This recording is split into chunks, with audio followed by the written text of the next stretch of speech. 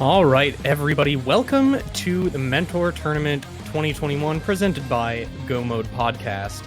My name is Ezmar, and I am joined here by Sozsozsoz, if I'm saying that right. Sozsozsoz, yeah. Thank you very much, Ezmar. Yeah, so today we've got TorinnTheDragon versus Zethno. This is round 5 of the Swiss part of the bracket. So Soz, do you have any insight on either of these two runners? I've asked a couple of little questions and seen what we're going, but we're at 2 each at the moment, so this is going to be an important match to determine where they end up in the brackets. I know Torin has lost his last 2. Zethno has gone lost win, so it's going to be interesting to see where we go. But they've used different mentors for every single match, so different mentors again. We'll see how we end up here. Yeah, that's one thing that's definitely there are runners in this tournament that sort of go both ways. Some of them like to stick with one mentor and try to sort of pick their brain for all it's worth, and others like to bump around. Some of it's dependent on schedule, of course. But yeah, here we are. We have the gameplay on either side, and right down the center we have our rule sets. So as you can see, it's a open start, which means that we don't do the escape sequence at the beginning, and we do have that assured sword. Other than that, it's a pretty standard defeat Ganon 7-7. And yeah, we'll be hopefully getting into it without too much further ado. I would also like to shout out Restreamer, TreySpyre, and Golferbolts on tracking, getting this restream set up for you guys.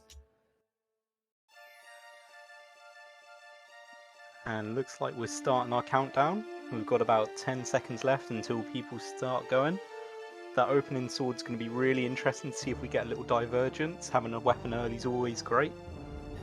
Yeah, it does open up a couple of early routing possibilities.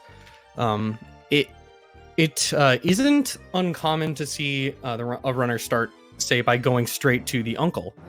And with that sword, that also opens up the possibility of taking that straight down and doing the front of escape sequence relatively easily, since you do have that weapon.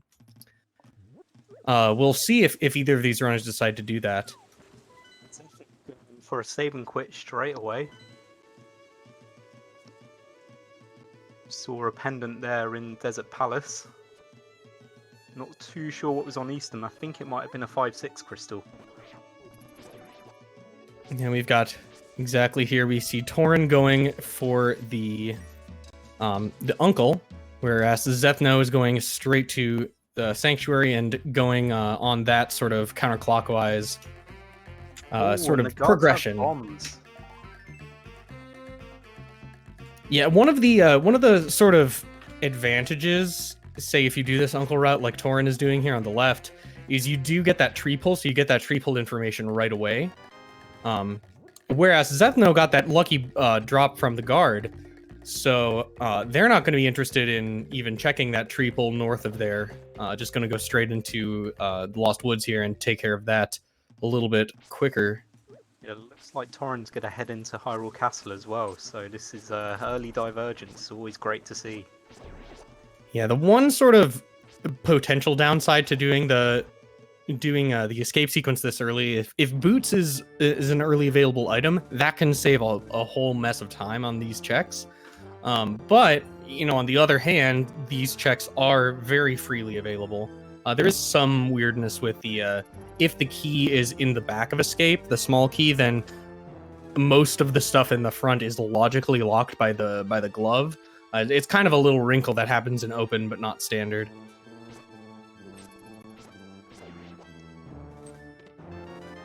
And there's the other key, so we know that we're going to be able to go through Dark Cross if it's necessary. Yeah, and meanwhile, Zethno really loading up on those bombs, has 7 for all of Kakariko, so that's working out very nicely over there.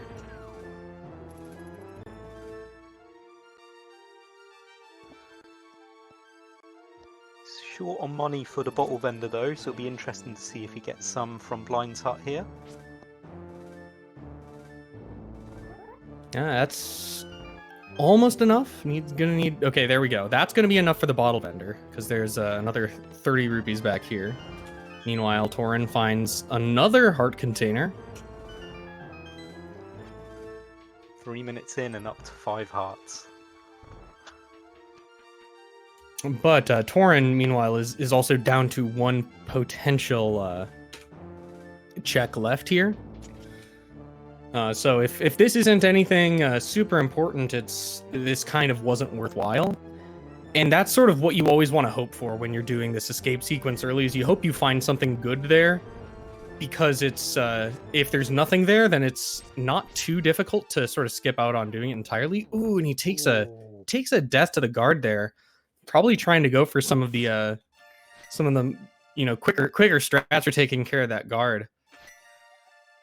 Not quite getting it put together there, but at that point you see the quick go to Sanctuary. That item in Zelda's cell had now better not be something important if Torin wants any hope of winning this race, because he's not going to be back there for a good long while.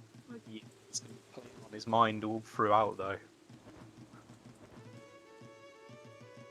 On the other hand, there are a lot of checks still open, and it's just one, so it's kind of it's a lot less of a risk perceptually than it would if say it was happening later on when you're starting to run out of checks. But yeah, that is going to be orphaned quite hard. Of course.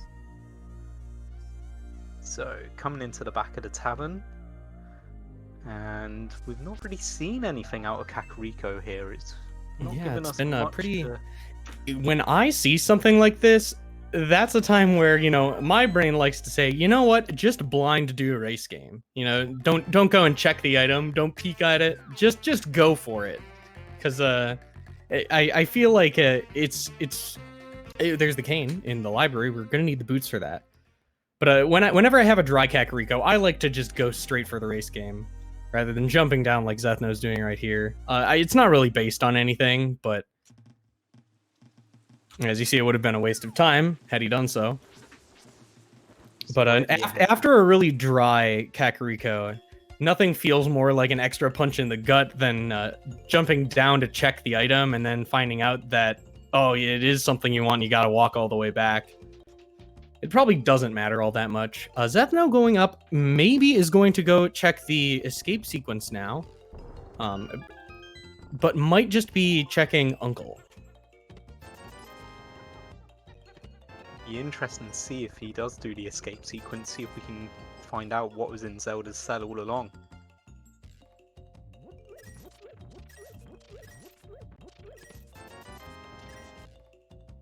Yeah, and I'm gonna guess that the plan here is to go and do the front of escape, because that's usually the reason that you would go back to the Uncle first and then come back. Otherwise, it's wasted movement if you're planning on saving and quitting out of here.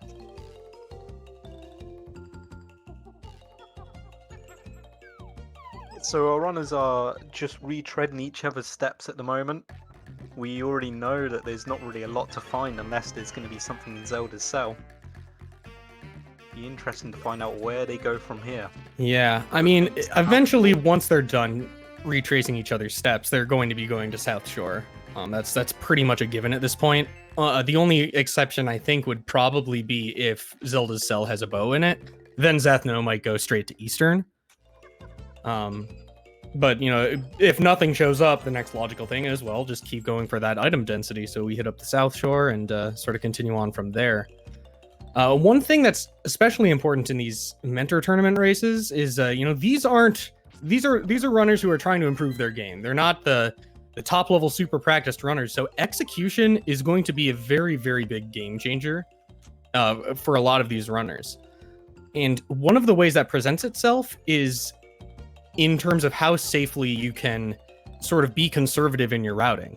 A player with good execution can be very thorough and not lose much time, but a player who's a little, drops time here and there, they can't necessarily afford to be really thorough, and they've got to make a lot tougher decisions more frequently. So that's going to be something to keep an eye on. Well, thankfully for both our runners, they've got two excellent mentors in Krithel and WGarrison, so hopefully they've been improving all of that as the tournament's been going on, and two great mentors to help you even further. Looks like Torin is going for that blind race game. Yeah, unfortunate for him. It's not gonna. It's just gonna be another 20 rupees. If it was any more than 20, it would be like, that's worth it. But we are still looking for that Zora money, even though it's not a logical check at this point. We do need the gloves to put that into logic. Not even gonna pick it up. It looks like Zethno a little more well set up here with this this guard. And it's the flute. That's very, very... That's a really bad item to be there, though. Because you can go without that flute for a really long time. A best case scenario for Torinn here is the lamp is on the mountain or something. Something that's going to halt that progression unless you pick up that flute. The longer you're allowed to go without that flute, the harder it's going to be to go back down to Zelda's cell. Man, you gotta hope that Maya isn't required at this point as well. Yeah, I mean, even so, the amount of efficiency that you can gain by having that flute is just so massive, especially when it's available this early. And to think Torinn could have had that on the first trip to Kakariko. And it just came down to, you know, messing up that ball and chain guard. You know, one of those times where it's like, you know, it would have paid off to just go for the slow but safe 2 pots. Just chuck a pot and then chuck another pot. But maybe it's the nerves of the restream. Yeah, that's got to be part of it. I happen to know Torinn pretty well, and he's played the game a lot. But it's a lot of those sort of set strats, some stuff that he hasn't necessarily done as much.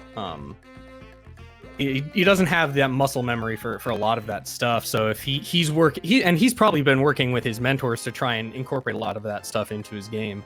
Here he's picking up a glove, and so if you're in it at the moment and trying to get some of those strats off, you know, trying to be coached through it, that's when you're gonna maybe slip up and sort of make those mistakes if you're practicing something that's new to you. So I definitely respect sort of the attempt to try and go for something a little more optimal, because in the long run that's how you get your times down, is you learn those optimal strats.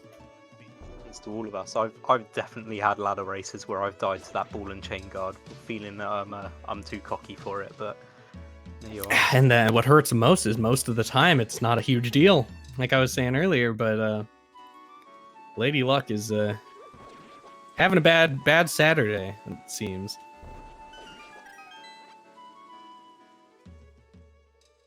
Meanwhile, Zethno's sitting pretty, about to pick up the glove. Could flute directly and turn in that mushroom if necessary. And the moon pearl showing up. So we've got a glove, we've got a pearl, just one more item left. Yeah, I mean, if Torinn's gonna get back down to Zelda's cell, that lamp has to be hiding it has to be locked behind the mountain. It says if we get mountain access, and well, I guess we need something to do on the mountain first. But this is not looking to be a really great game for Torinn here. That said, there are still a lot of things that we do need to find. Here we see a little bit more divergence. Zethno taking the flute, going straight to desert instead of going through to Ice Rod Cave. He's going to go through these dark rooms and pick up a map. I mean, I actually like this play here, because when you drop down here, you know you've got this chest and you know you've got Zelda's cell. And if you bailed on, you die at Zelda's cell, you want to take any opportunity you can to find out if you possibly need to go back there. Because if this is the last item, then you can rest easy. If this is the map, then you know there's something in the cell. So Zethno chasing, but Zethno has also orphaned the Ice Rod Cave. Yeah, it's not as bad though. We do know that the boots have to show up at some point in order to get the Cane of Samaria. It could potentially be no Mire, no Turtle Rock, and no right side GT basement, or a Samarialess Seed. But Zethno knows there's nothing left, not having to go and get that map, yeah, exactly. not having to spend time in the dark.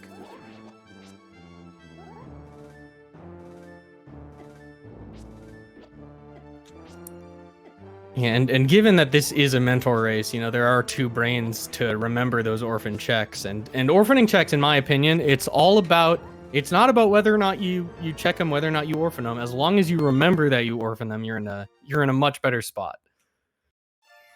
Because the worst thing you can do after not checking something is forget that you didn't check it. So Zethno just saved got to be in the back quitted. of your mind. Could he save scum his mushroom here? No. Yeah, he must be doing that. Yep, there we go. There's the reset. Reload the save. Not interested in those 3 bombs. So he's set up there for fake powder. We know where the Cane of Samaria is. We know we've got a mushroom.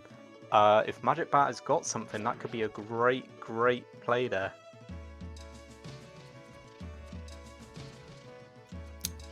Now the thing here, if Zethno ends up... Okay.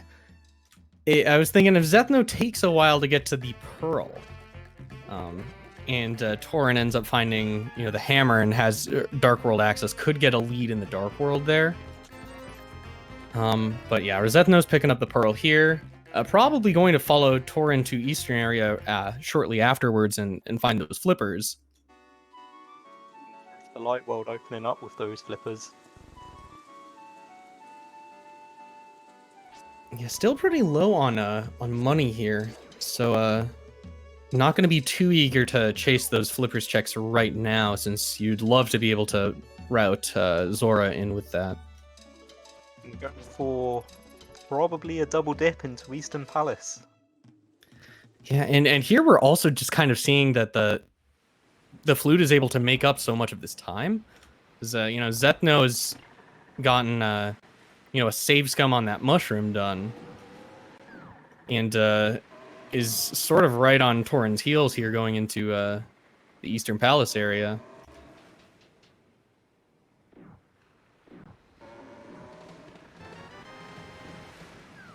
A map in the first chest.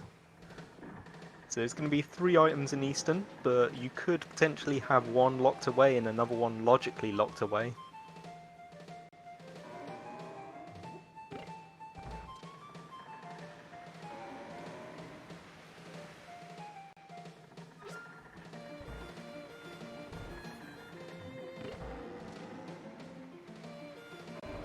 So we're coming up on our second chest here. It's a big key. That's nice to see early. Unfortunately, we did see a dungeon item, so ideally you like to be able to know that your last 2 items are dungeon items if you're going to be doing a partial dip.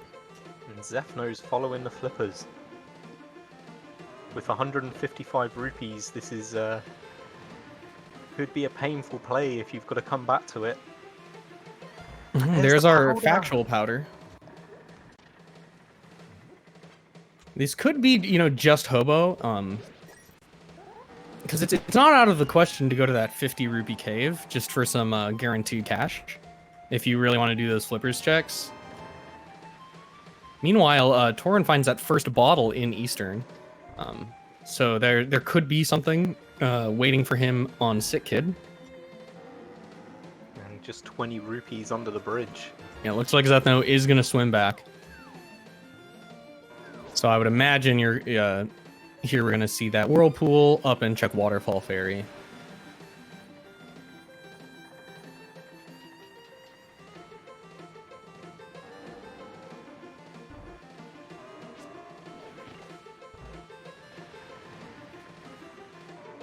Torinn making his way through the dark room there with ease.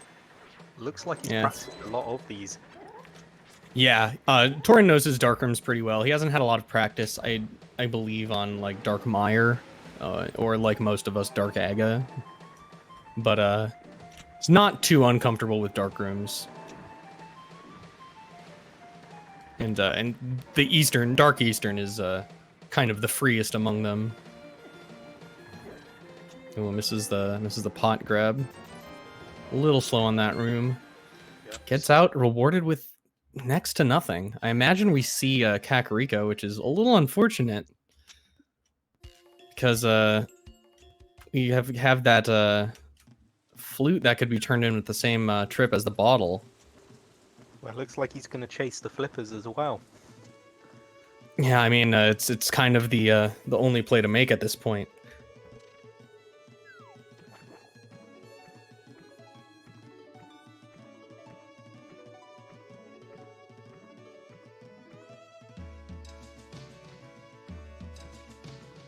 Zethno's going up the mountain here. I'm gonna grab the old man for that check. This check is out of logic, but there is another check in logic on the mountain right now. Just one, but it is in logic, and that's the spec rock item. Not the one on top, but the one inside. You also get knowledge of the one on top as well, so it's not the worst shout in the world at this point. If it is, necessary progression, like if it's the hammer or another glove upgrade, then this is, looking a little sketch, because that's going to be a really big advantage for Zethno here.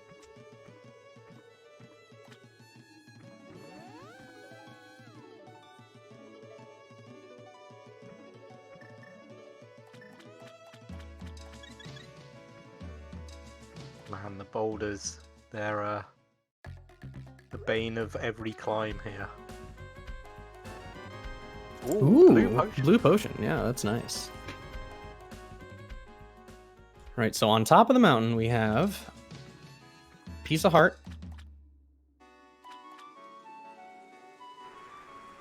And the hammer. So that's kind of good and kind of bad here for Torrin. The good news is Torrin's going to run out of checks soon, because that hammer is the next progression. The bad news is Zethno is, there right now. And Torrin's going to have to go all the way down to Zelda's cell in order to do that. And given where we're at, Torrin's probably going to check this mushroom item, probably going to check Agina. Going to be a hard last location for that flute.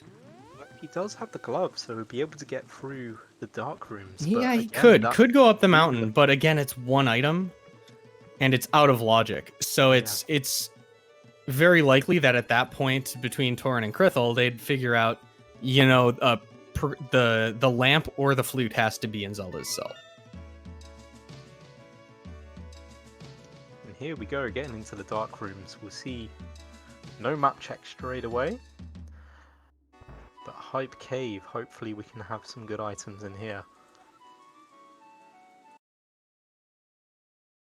And looks like Torrin is setting up for that safe scum as well of the mushroom. There we are.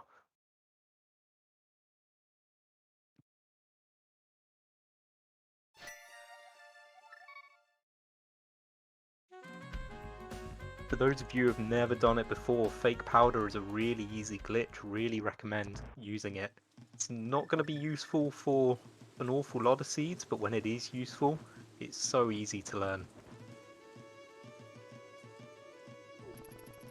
It looks like we have Pendant on Thieves Town and Ice Palace. And the other 5-6 was in Skull Woods.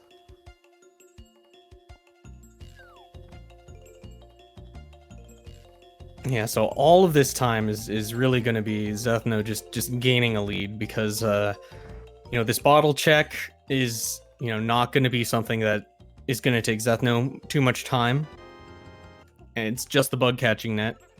And I think at this point it's either sequence break, go up the mountain, or bite the bullet and go back down Zelda's cell.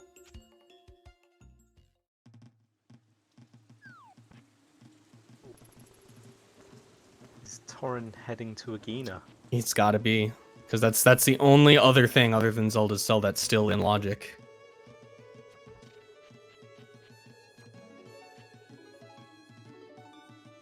Yeah, and shout outs to that vanilla net. Ooh, the bow. Right, yeah, this is just shaping up more and more for Zethno here, and it really just is. That's For those of you who may not have watched as much Rando, that is really pretty bad luck that particular item happened to be the one in Zelda's cell that Torrin ended up not getting. It's obviously you want to get it, and it's not something you just skip, but most of the time the grand majority of the time, missing that and skipping it wouldn't matter all that much. Well, here's the thing as well. Zethno's not going to have to double dip Eastern here. Yeah. He's going to do it straight away.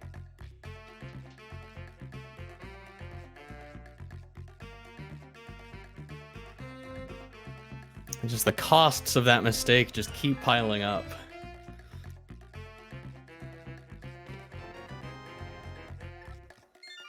And they've both got their blue mail now. Do you think there's a chance for Torin he might try and grind out rupees for King's Aura? That's true. That is another in-logic check. Depends. If he goes right, then I imagine we're going to see a Houlihan.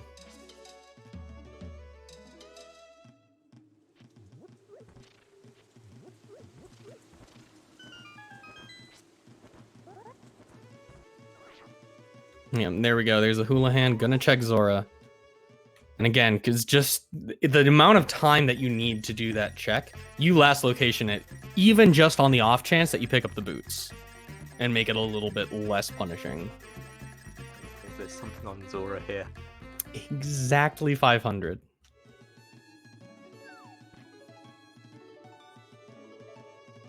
I will say, you know, all things considered, very, very nice routing there. The order in which these checks are being done is working out very nicely.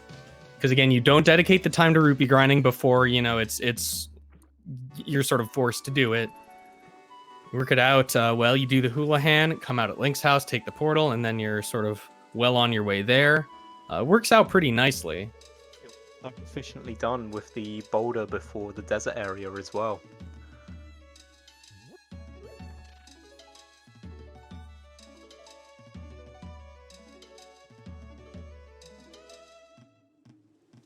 So we know TorinnTheDragon heading towards King's Aura.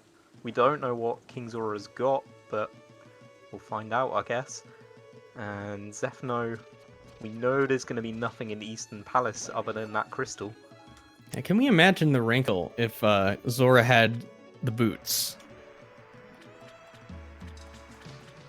Because now all of a sudden we'd end up with a check that Zethno would be able to orphan for a very long time.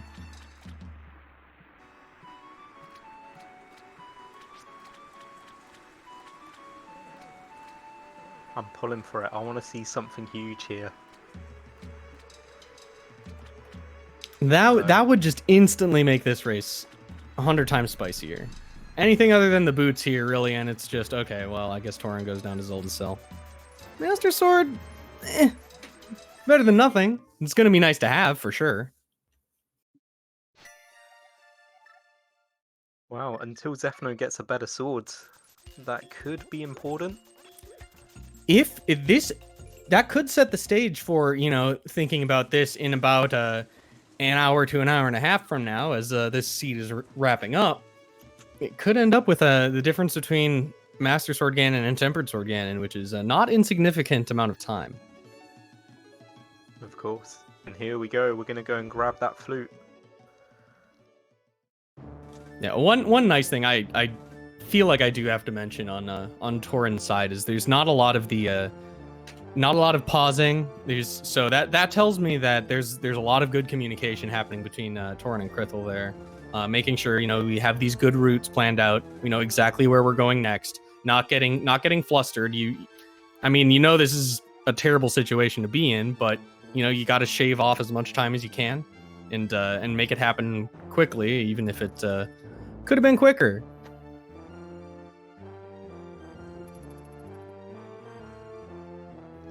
The unfortunate thing for Torin is that he's going to get into the Dark World once he gets the flute, flies up, gets his hammer, but he doesn't have money to pay for the digging game.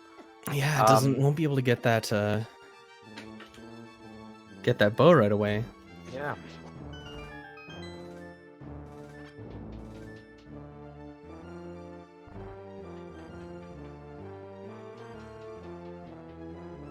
I mean, we could see if he gets a couple of I think there was a 20 or 2 in Hype Cave. If he can get enough for the archery minigame, I wouldn't be surprised to see that.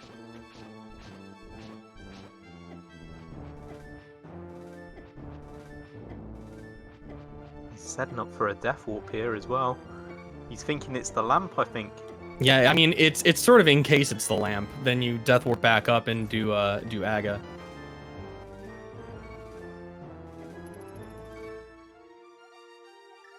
Yeah, he goes to follow through with the death warp, then realizes it's a little faster to save and quit. And meanwhile, Zethno heading over to the Palace of Darkness area. Going to knock this dungeon out too. It's fully completable, not in logic, but it does need a light source to be logically clearable. But you can do everything without fire if you need to. I don't think Zethno has anything in his 2 bottles, and also doesn't have any, like you say, light sources or invincibility. So if he goes for the turtle room, this is going to be a really interesting kind of event.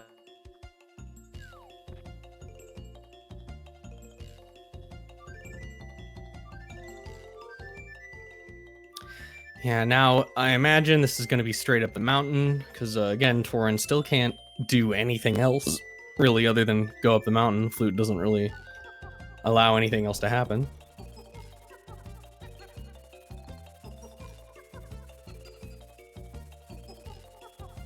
And here we go, into the Palace of Darkness.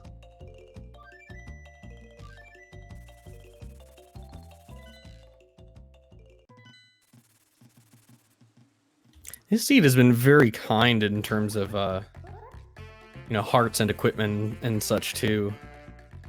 Just, there we go. There's another full heart. We're already at 11 on Zethno's side, and both runners have the blue mail. So that's kind of nice to see. It makes the challenges of the Dark World a lot less punishing. I think if you're Torrin at this point, once you get that hammer, you go to Village of Outcasts, right? You know you've not got enough money. Yeah, it's possible. Again, unless you pick up enough rupees on the way for the archery minigame, and you've got that in your pocket, then you could consider doing that hype cave left strategy, because that is pretty good in terms of item density. The caveat there is you need to know you can nail the archery minigame in a decent enough amount of time. There are some easy setups for it, but it does take a little bit of practice. So that said, I have played a number of mystery multi-worlds with Torrin in the past, and I know he's gotten his fair share of inverted seeds, and that's very, very common in inverted to do that, just to get some rupees right off the bat.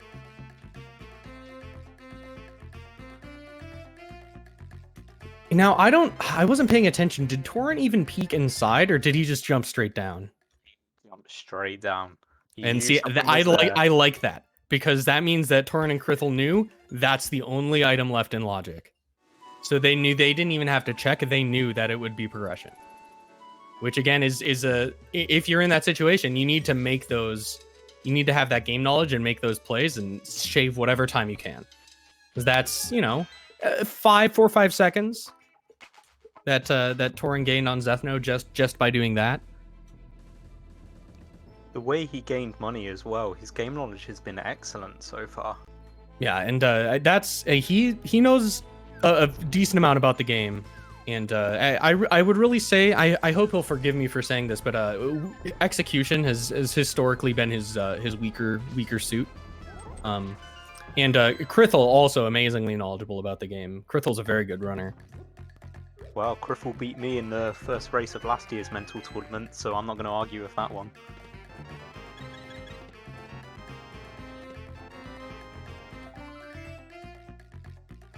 Now he has gone to Hype Cave, but 1 rupee. It's going to be tough to grind anything out here. Yeah, might be going Hype Cave and then north checking Pyramid, maybe up to Catfish. Because like if you get rupees there, maybe you go left, but then as the sort of the backup, if you don't get rupees, well then you have the hammer, so you head right.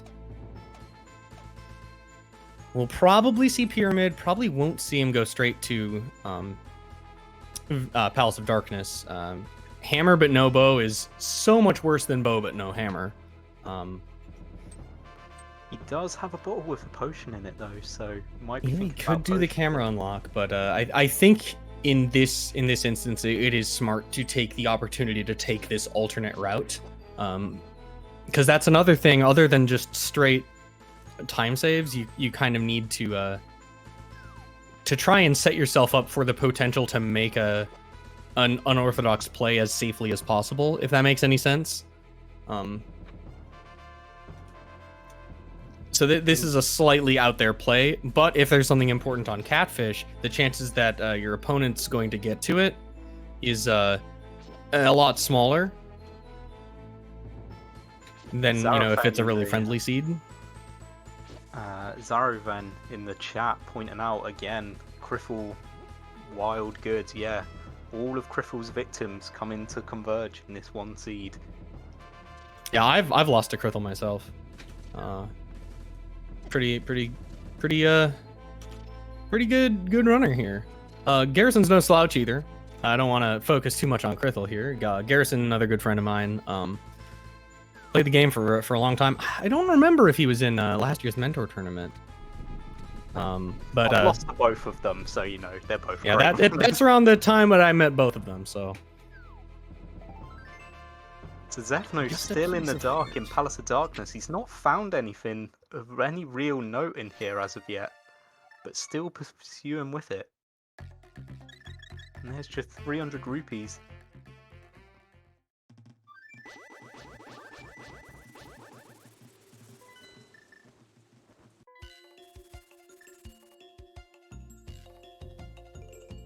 Yeah, Torin going over here to Village of Outcasts. I'm not sure if this is like the best possible play, but again, you can't make the right play here since you need 80 rupees for it. And given all this time that Zethno here is sinking into Palace of Darkness, granted it is going to end up being a full clear, but it is rather slow at the moment. So unless there's something real good on Helmasaur, this is time that Torin's making up, because this is going to be where our progression lies, most likely, is on this side of the Dark World. Let's assume he gets through the turtle room. So there's a painful room to do in the dark. Ooh, yeah, that's his death warp at least.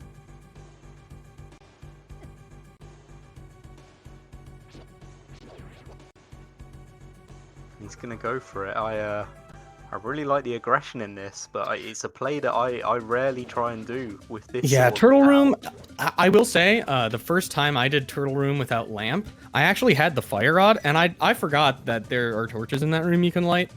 So I will say it is doable, but it is pretty tough. If you've got some setups, I don't know if Garrison's got any tricks for trying to knock him over, because we do have bombos. If you can get him flipped over and use bombos, you can take care of them with. It's a little slow, but it's way better than flailing about in the darkness for 45 seconds.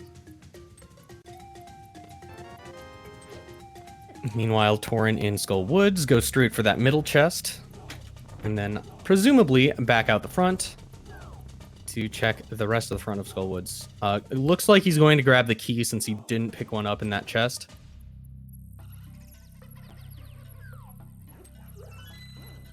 And that's just sort of insurance. Nice Wallmaster warp to get back to the start, as Zethno about to head into the basement. Torin caught that Wallmaster beautifully at the end. And one of those few instances where you actually love that ridiculous hitbox that the Wallmaster has, where you want to get grabbed. Now Torin probably going to go for the bomb jump here. Eventually, I would imagine. Probably after checking the rest, but if needed, it's definitely quicker to do the bomb jump than to use the vanilla approach. Like, item number 1.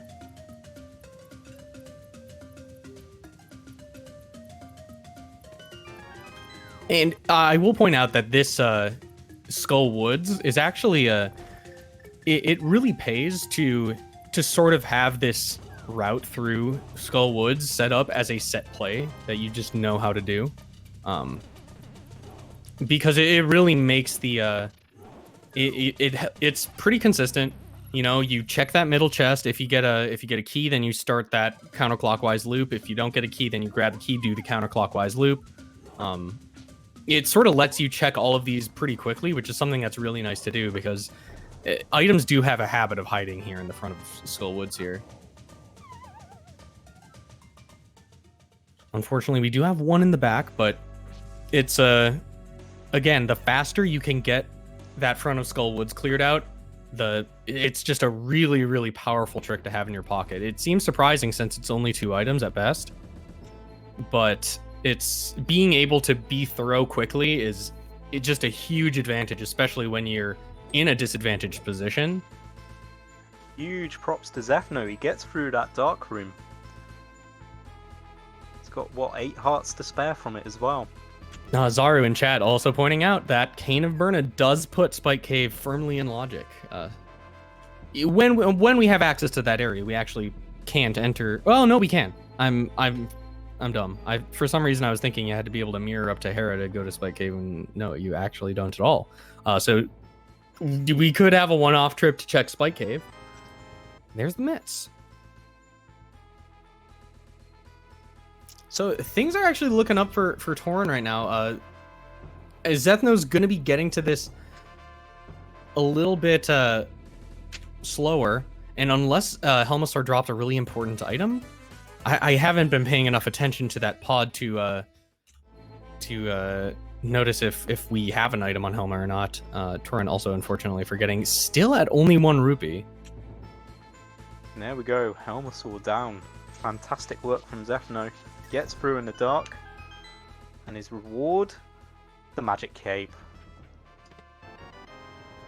So that actually could be important if there's something in Spike Cave, because that would allow Zethno to forego that front of Skullwoods, save a little bit of time, and still be able to get that item in logic.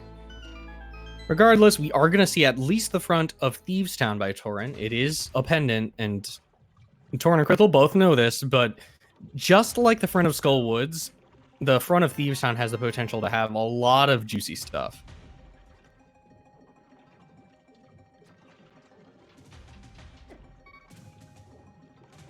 What's really interesting in this seed, we've got Swamp, Mire, Turtle Rock, all with crystals. We know where that Cane of Samaria is. We just got to get the boots to get it.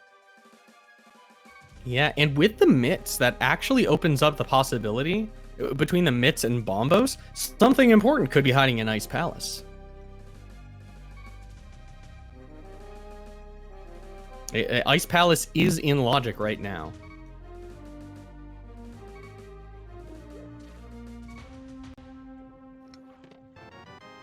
So as Torrin's going through, he's just got to make sure he watches his health down to 2 hearts. Oh, there's the boots. So, you know, that we'll see if Zethno goes in there. I would imagine Zethno would go in there. Just because you do the front of Thieves Town most times, regardless. You'd have to be feeling pretty behind to consider skipping that when it could have 3 items just there to grab in the front. But that is a good pickup, because that also means that Torrin's going to be saving time over Zethno in Palace of Darkness as he picks up the mirror. So that early miss on the flute, it's really being mitigated by getting the boots and the hammer. The boots and the mirror earlier.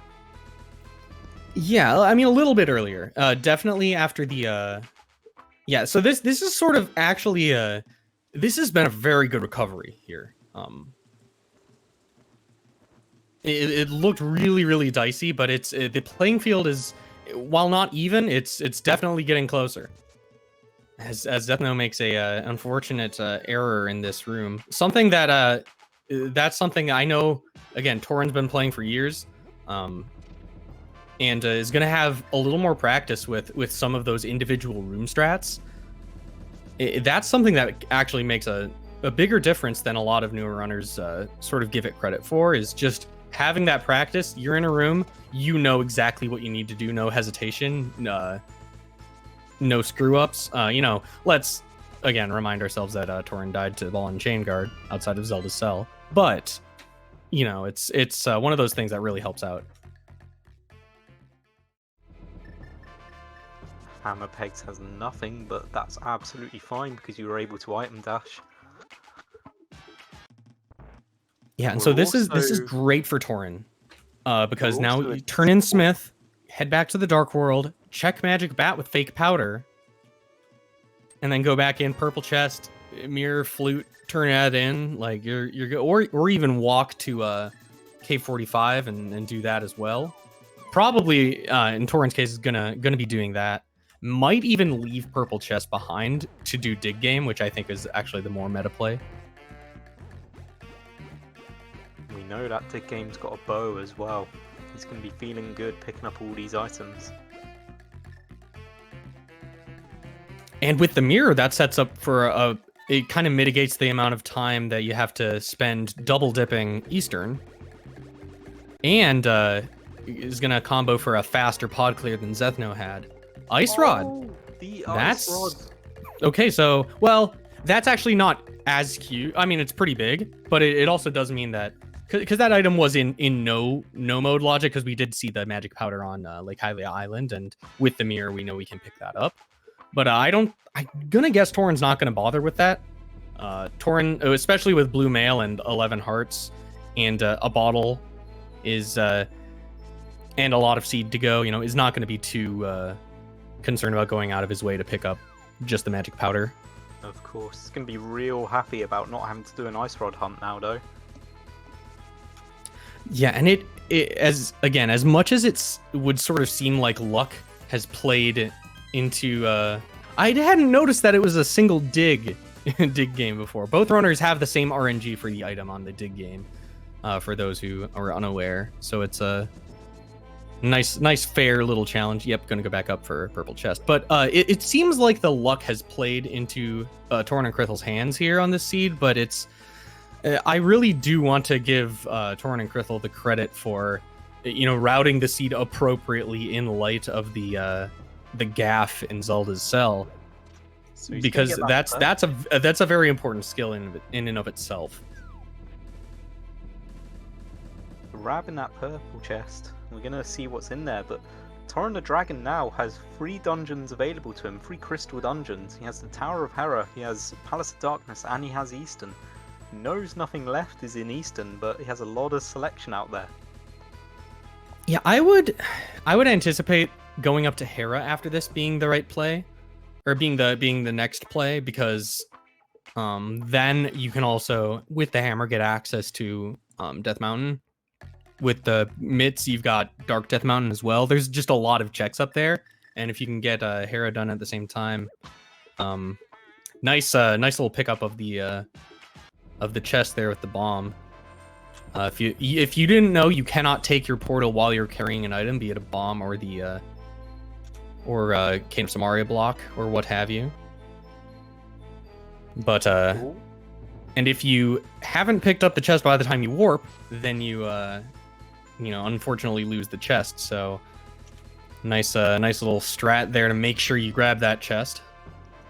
TreySpyre pointing out that he could dip Hookless Swamp, and he could also potentially get into Mire at this point as well. Right. I mean, at this point, you take this through, and you turn in Purple Chest here. A little disappointed that we didn't see the shovel.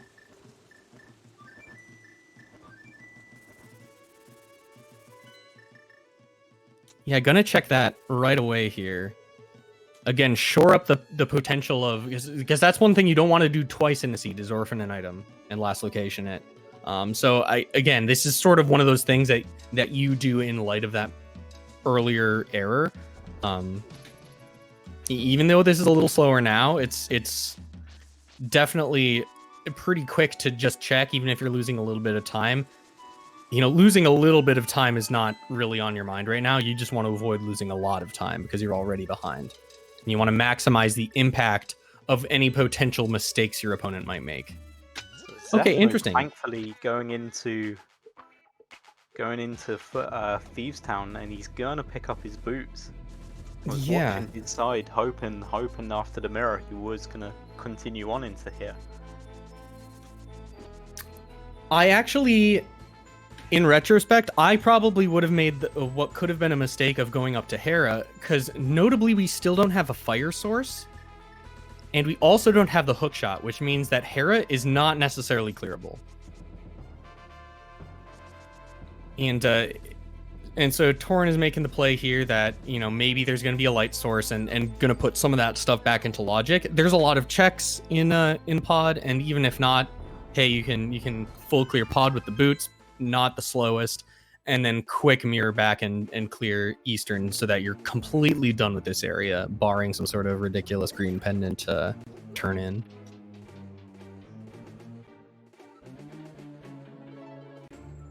And there's the boots. So where's Zethno going to head with them after Kena Samaria?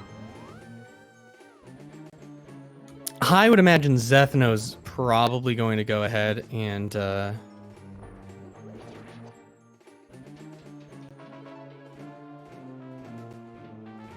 he's fluting away. Yeah, going Mire area. This is a decent play. We can check the items in desert. We've got potentially the opening of. Interesting, he didn't grab the cane first. That's exactly what I was thinking. He's left the cane on the library. I hope he hasn't forgotten about it there.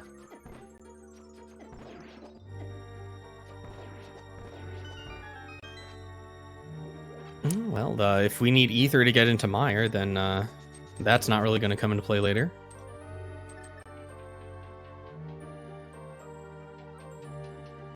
He did check Mire, but I didn't catch what it was myself.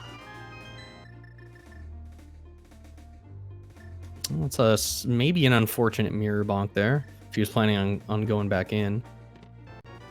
Ah, shame. I would have grabbed the fire shield in that scenario. Gotta have that fire shield. It saves you from fireballs. So Mire is Quake, according to TreySpyre, our wonderful restreamer here. There you go, the one medallion they don't have. Back for that Kena Samaria. Yeah, meanwhile, I was about to say, Torrin having a quicker pod clear ends up getting sort of stymied by those hard hat beetles, unfortunately.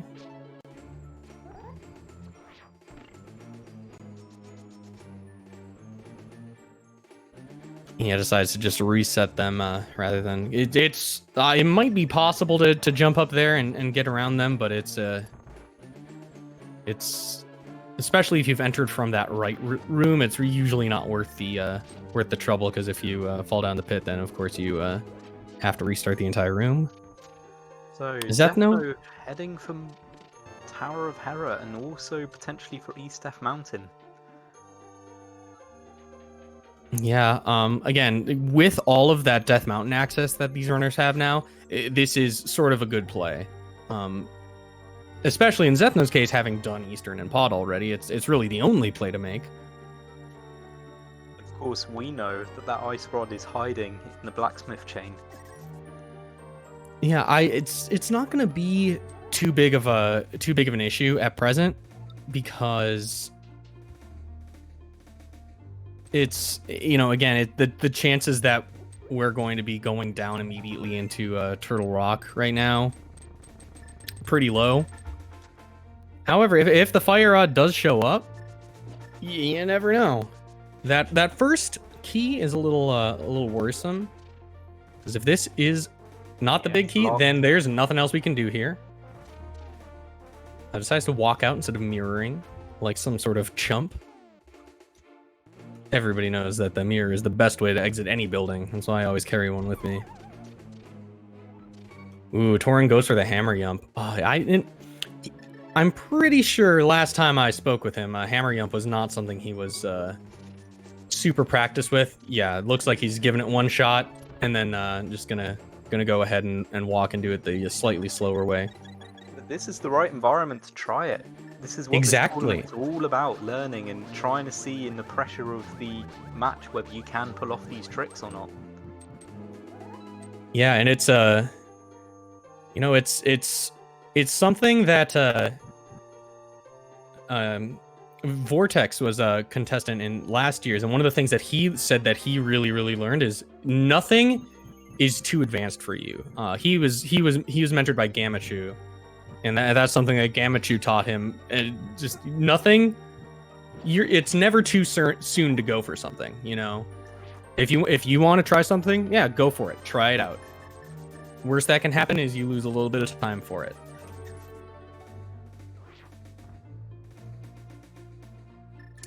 Meanwhile, we are seeing more of the mountain from Zethno here.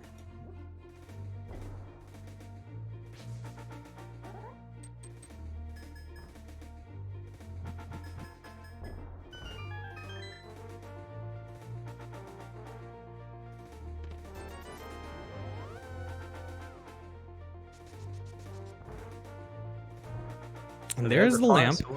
Yeah. And just like I said right at the beginning, you know, two fire sources. Well, I wonder if that's going to be back up to Hera for Zethno. Actually, probably, given that, you know, we can just take the Dark Death Mountain, do those checks. And go right back up there. All right, it looks like he's going up there right now, actually.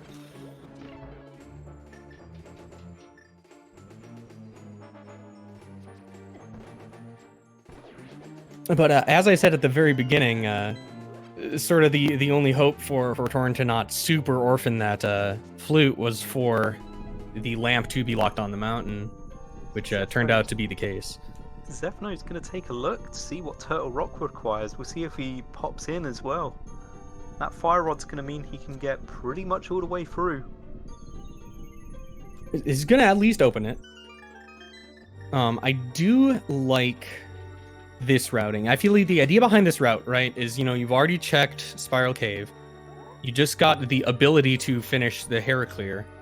So you may as well go, you know, check this, take this portal, go and check the first chest of Hookshot Cave, as well as Super Bunny, on your way back over towards Hera. Mirror over there, you know, and you're off to the races. It sort of maximizes your chances of getting the Hookshot, which would make Hera definitely a little bit faster.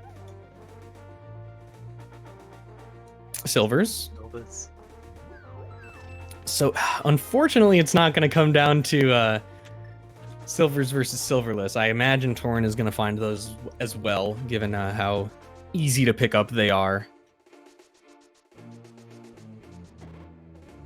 But we also do have Torrin with the sword advantage that it's seeming more and more likely that Zethno is not going to pick up. So if it comes down to Master Sword Silvers versus Tempered Sword Silvers, you know, it's not going to be silverless, which would make that difference a little more apparent. But it could come into play. I'll say that. Well, so that's interesting. So that's going to be a fairly free Tempered Sword for Torrin, and I imagine that's going to be picked up in relatively short order after Pod here, Pod and Eastern. He's going to feel wonderful about getting the Tempered and the Silvers in short succession to each other.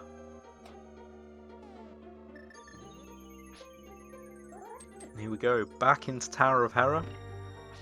Maybe we will see that Spike Cave after this as well. Yeah, I imagine we would, because it's the only thing still on the mountain at this point other than the rest of Hookshot. And, you know, at this point, you know it's in logic.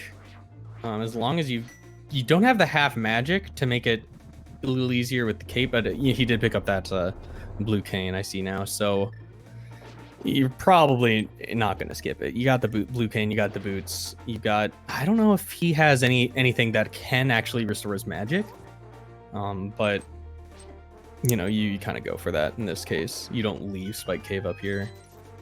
Wow, he has this simple fact. Once he kills Moldorm, that's going to replenish his magic from there. Right, but I mean, you know, if he runs out in the middle of Spike Cave, which I guess with the boots isn't a huge concern.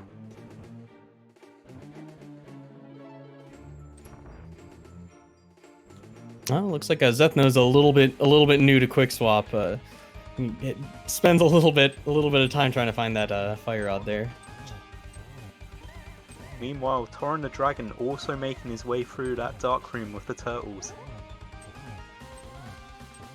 There was one thing last year I was really scared of doing, and it's amazing to see runners pull it out of the bag, having no No stress about it at all.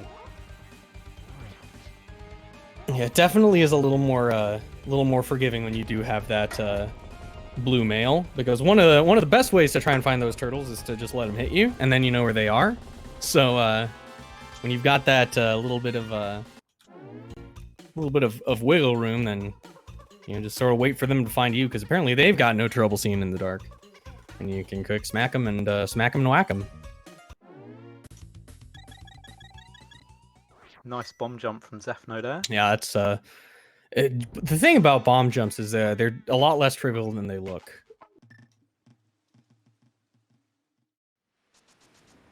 See if Moldorm has any good rewards for scaling this tower. Well, Zethno does not get the swag bumper dash.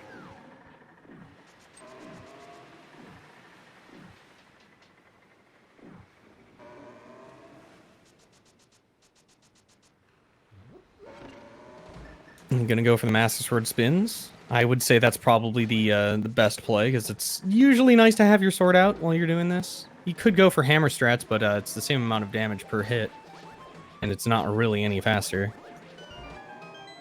No problem at all with Moldorm.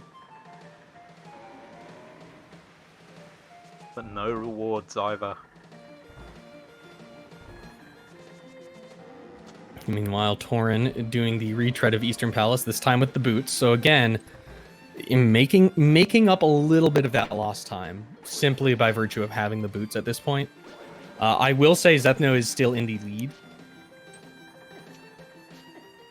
It's all to play for though. It'd be interesting to see where we go from here.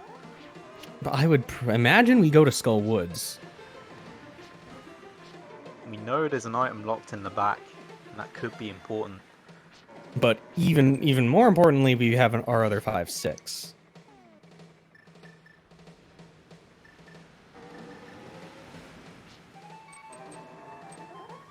Of course, for routing, I don't think Zethno's gone to the pyramid yet, has he? So No, has not. be able to get all of that in one.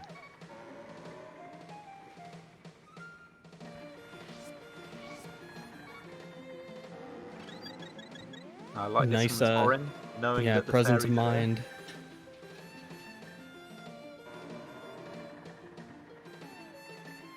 This dark room is not as trivial as it might seem. It can be pretty tough to find that Igor there. He gets his small magic, opens the door, and he's through.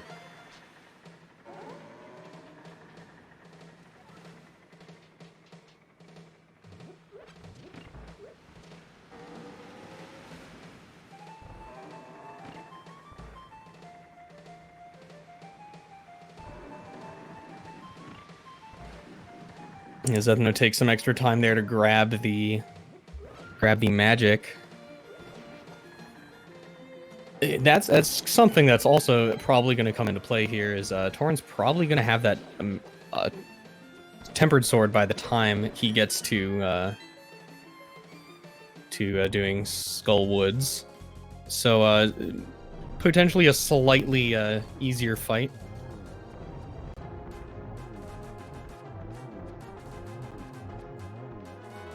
Excellent quick kill setup there on Torrin's side. Skips that last cycle with the red Armos Knight. He's been focusing this week on his low percentage bosses, and he's not really had to do a lot of it. But knowing that quick kill, that's getting it done.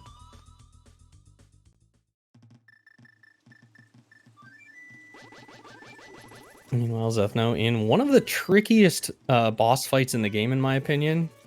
There's so much randomness in it, and so much that you sort of have to pay attention to in order to do it quickly. Especially with the Master Sword.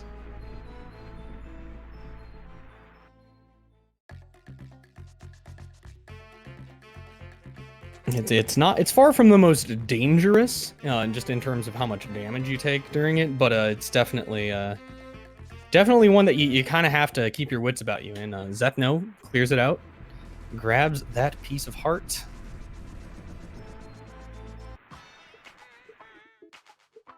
is Torrin checks the mire area before going up the mountain, which is good play. Extra mountain climb is always something you kind of want to have to dot your I's before. Decides to go for that shield.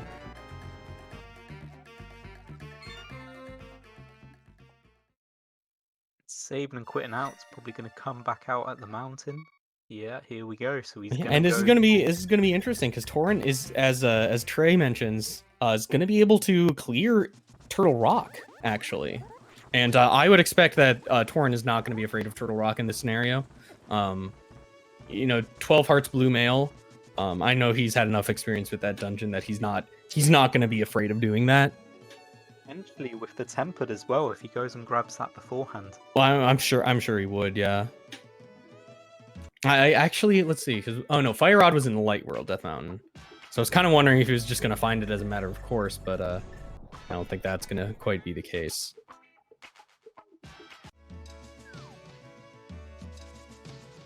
Zethno having a little check on Lumberjack Ledge to see if anything's going to be required. At this point, it's Quake and Hookshot, I believe, that we're missing. I think that's the same for... Yeah, I would say so. Zethno doesn't know where that Ice Rod is though, and again, that could still come into play for him. And it looks like he's wrapping around this way. We'll see if he goes all the way through to Catfish to pick up that very, very important piece of heart. If he does, then he's probably going to mirror and check Zora at the same time. There's our 4th sword. So if he does go all the way to Zora, he's going to have all 4 really soon here. Oh, and the silvers.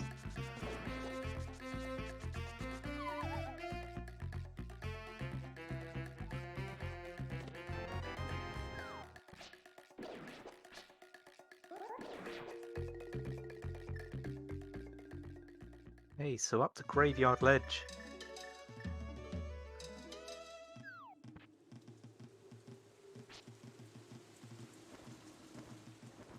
And the red mail.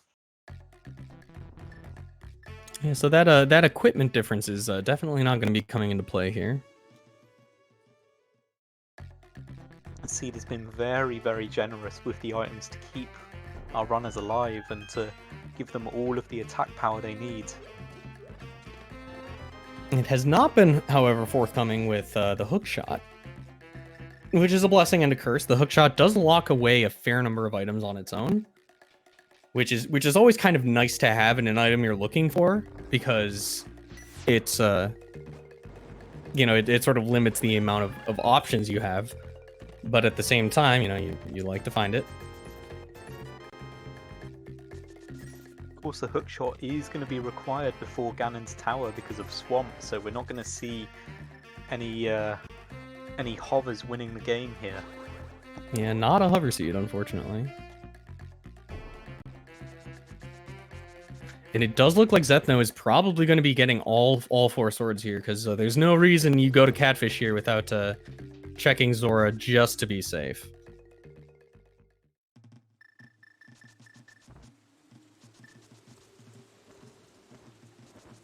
However, Torrin is going to be able to make up yet some more time here by being able to clear Turtle Rock here.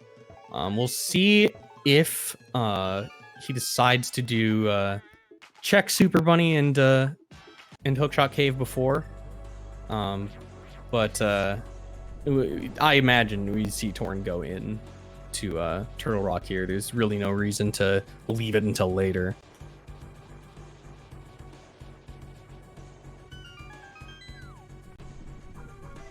And he's going to pick up his Tempered and he's going to pick up his Silvers, so he's going to have no problem with Trinex.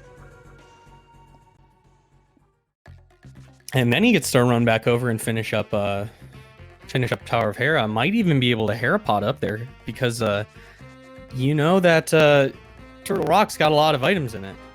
It's not often a place that you bank on finding something. Not the same way Swamp is, because you sort of need so much of the Go mode items already just to get to it. However, in this situation, you know, you don't need the hook shot. The hook shot's not one of the ones you need. So it could very well be in Turtle Rock.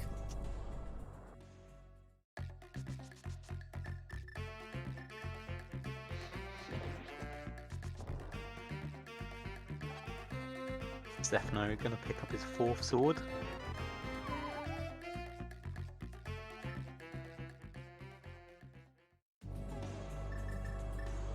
And this is a tricky one for him. Where do you go? I'm thinking potentially down to Swamp. Yeah, interesting here. Because a lot of runners, you just really don't like Smith Chain, right? And there's a good reason for it. Is it's tricky, right? Because it's slow, and it's well, I guess no, we're seeing that pyramid check. I imagine here it's you either make those long plays on the dungeon dips, like either Hookless Swamp or Ice Palace, or you you know, just slug it up, do all that Smith Chain stuff, and hopefully fake powder. Torrin, of course, having to take the long way around the fire rod room. No hook shot means he can't just quickly get out of this.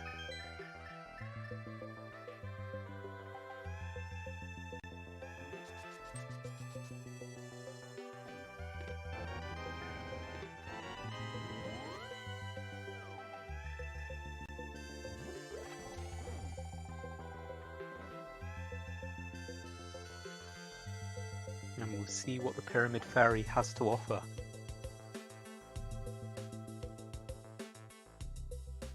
Not a whole lot. Meanwhile, Torrin, so nice knowledge here. If you are planning on mirroring out, which you probably should be if you have the mirror at this point, and you're doing Turtle Rock, a lot of people like to go to that laser spike chest there that Torrin just did first, and then go to right side. It's actually a little bit faster to do it the other way around, just because the amount of time it takes to travel from that chest there up to this door is a little bit less. Torrin takes a death to the Chain Chomps, has the fairy. I think that comes out in the wash there. Zethno going back to that blacksmith chain has been burning some magic, so he's going to do magic bat as well. Yep. Okay, so Zethno is going to be picking up the ice rod here pretty soon.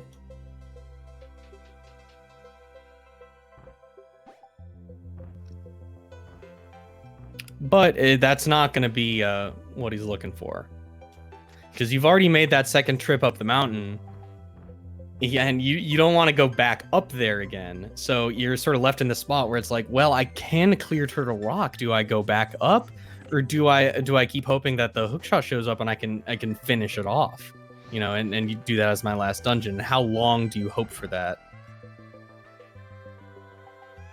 The bunny sprite for Charizard being Charmander, that's fantastic. Over on Torrin's side, getting the half magic, that's a wonderful item to have near the end of the game. Yeah, and another thing, I'm not sure if a lot of you know this, but Torrin and I are also big aficionados of Pokemon. We've done some Pokemon challenge runs together, and if you didn't know, Charmander is not as good as Charizard in that game. So it's a nice little Easter egg making the bunny sprite Charmander. It's kind of an obscure little bit of knowledge that I've picked up over the years, but yeah, Charmander is worse, not as strong.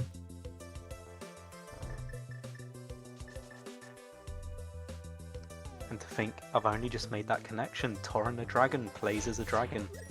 Yeah, it's actually kind of funny. He actually only recently changed his name to TorinnTheDragon. He's been rebranding himself.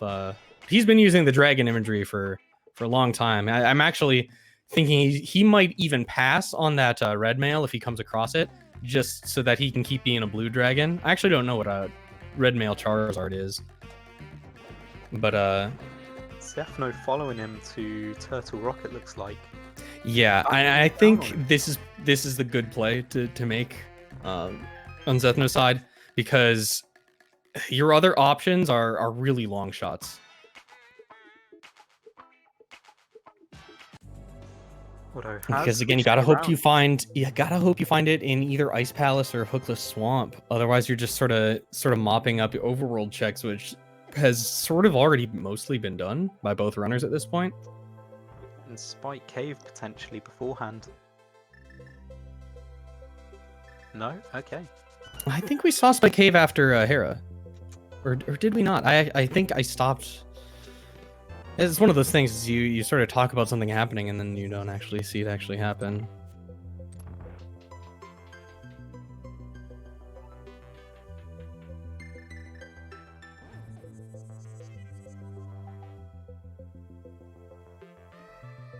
So here we go, Zethno following TorinnTheDragon into Turtle Rock, although he doesn't have any magic. Does he have any potions at the moment? Doesn't matter, because there's a free full magic refill right at the start, and he did already open it, so it doesn't really matter how much magic he has. Forgot that he had already opened it. So yeah, not sure why you went for that triple, but that's a nice bit of knowledge there that hand is in fact a triple.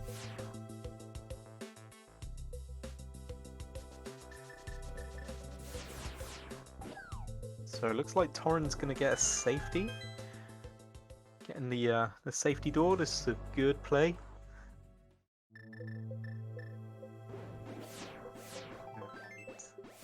Yeah, it's a safe play, especially if you're not super comfy with... There it is, there's the hook shot that was here. So that's a nice bit of time gain here for Torrin. But yeah, if you're going to be doing Laser Bridge, I mean, you do have the half magic and the Cane of Burna, which does make the whole thing, relatively free. But it is kind of nice just to hit that exit, just in case something goes wrong. It's a minimal time investment. So we know we're going to be go-moding Misery Mire. There's no reason to look for anything else in there. That's so true. Are we going to be looking at left side swamp, trying to track down that Quake? I do imagine that left side or swamp is going to be our next target here. Well, our next target is going to be the rest of Hookshot Cave, of course. If we're lucky, that's where Quake is, and in that case, I think Torrin has a little bit of a lead here.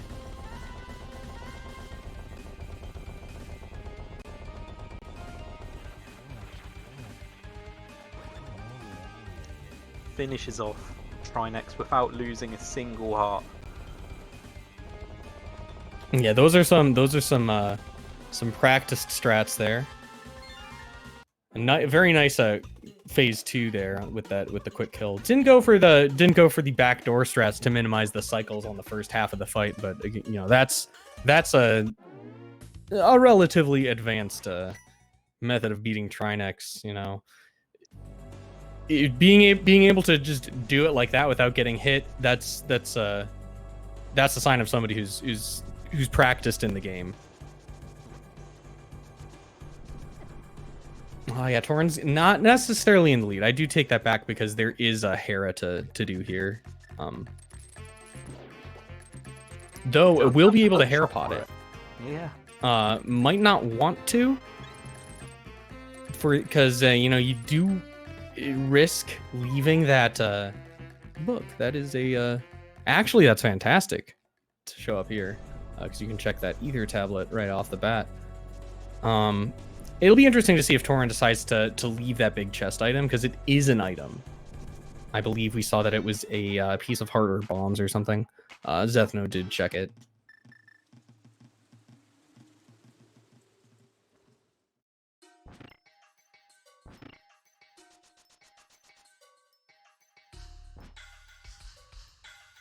It looks like we probably are going for that Hera pot. Interestingly enough, going for the hook setup, the hook speed setup,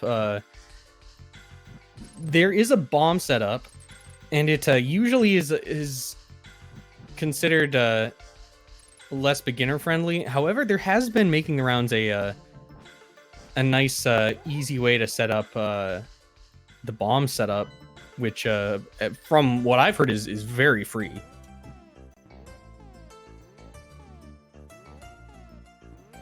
And this isn't it. But he gets it anyway. You know, not a lot of time lost there in that one, so that's pretty good for Torrin there.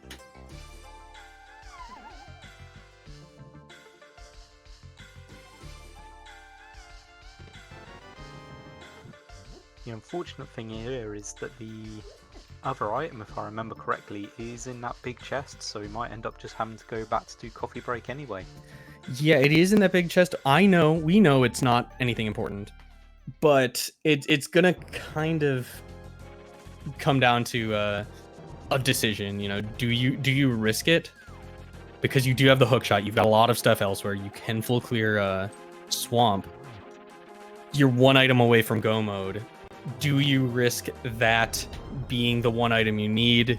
And it's really, there's no right or wrong answer to that question. If whether or not you should.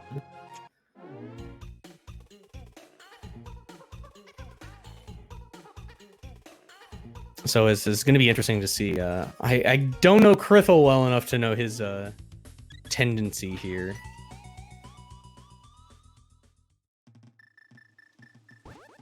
Check that looks book. like they're skipping it. Well, they might not be skipping it. They might be checking this because you don't want to do coffee break only to find it right here.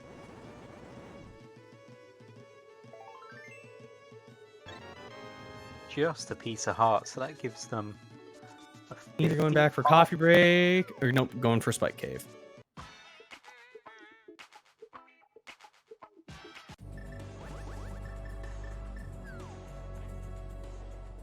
Now this, I imagine they're not going back in for that item. I think so, and I agree with you. There's no right decision there. You either spend a few minutes on coffee break, or you leave it and you just have to hope that it's elsewhere. Neither of those are really right or wrong decisions. Yeah, I do think it's a better play in light of the gaff in Zelda's cell early on in the seed, because it is a risk that you're taking, but in this case it's a much less risky risk because again, you're one item from go mode. You've got a lot available that's in dungeons that you do have to clear anyway. And making the play that it is not the one item that you need is a lot more attractive, especially when it saves as much time as skipping coffee break does. So with Zethno picking up his hookshot, it all comes down to Quake. Just the one medallion hiding somewhere. There's been some checks that both runners have done that the others haven't, so it's going to be interesting to see who finds it first. I'm wondering, is he going to check? I guess he's going straight for this is probably going to be a full clear then of Swamp Palace. Because if you're planning on maybe not full clearing Swamp Palace, you'd check Bombo's tablet first. Because now that it's been drained, you can't check Bombo's tablet without having to drain it again. So I guess this is sort of the minimum time play of, you know, you hope you find it here in Swamp Palace and then check Bombos if you have to. Zethno with a fantastic kill on Trinex as well. Both of them really pulling it out of the bag with their executions here.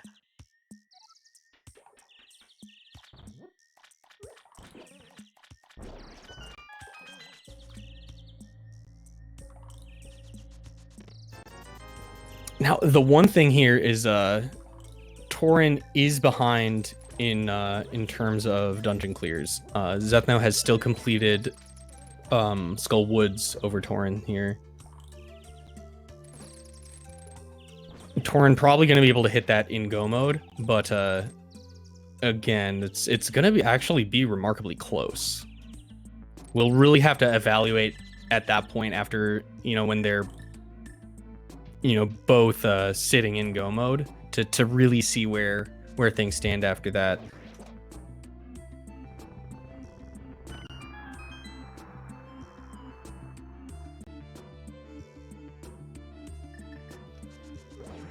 So do you go straight for left side swamp here, or do you decide to head towards Argus and hope that Quake's on the way? In my opinion, it kind of depends whether or not you see the big key or not. If you don't see the big key, and you are, you know, well, let's see, because if you can save a little bit of time by setting up with the diver down, right? That's faster than doing it the vanilla way. If you go back, you have to do it the vanilla way. And I think seeing a dungeon item there, you do check left side first, because that sort of covers you in the case that, oh, if big key's on left side and there's something in the big chest, it's sort of the safest play. You get to save the time here with the diver down. And again, the fact that they didn't check the Bombos tablet, it says that they were probably planning on doing this anyway. So it looks like Zethno's gonna follow into swamp.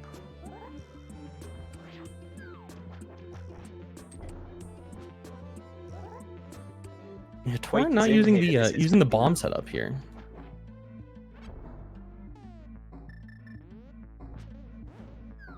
If Quake ends up being in here, this is going to be an incredibly close seed.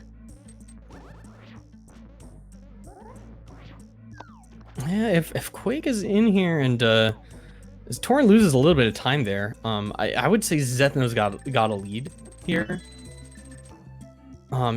Just because Torrin's got to go back and do Skull Woods, which is there's no getting around how much time that takes. It's just one of those dungeon clears that you can't speed up.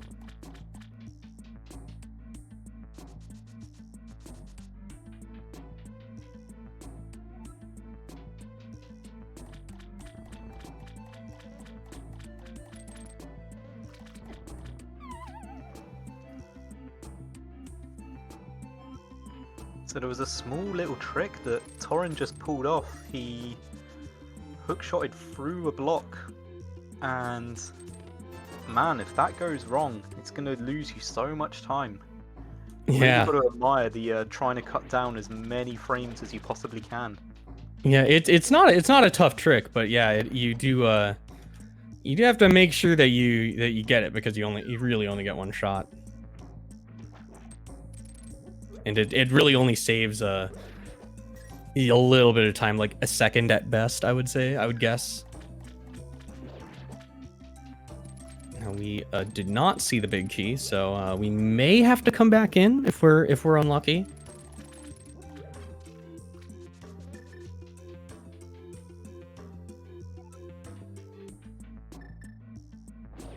And we do have the potential for Quake being on, say, green pendant. I don't think either of our runners did we see swamp dip, or not swamp, excuse me, desert. Did either of them dip desert? I don't believe either of them have. Still, of course, I don't think anyone's checked the pedestal. This could still be all dungeons. Yeah, well, we couldn't check the pedestal because we got the book up on the mountain. So there is an item in the big chest, because we've seen the map, the compass, and the big key already.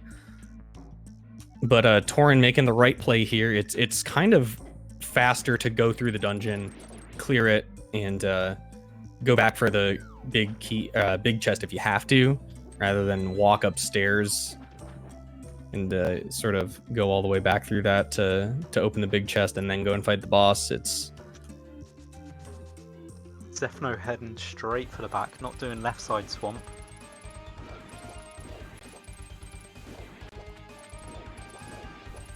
Yeah, we're gonna see if Zethno decides to completely leave that. It would sort of be in his best interest to do so, objectively, given the facts, but they might sort of have to decide whether or not they want to chance that the items are there, because we're going to have seen all of the dungeon items at this point, so you know there's 2 items over there.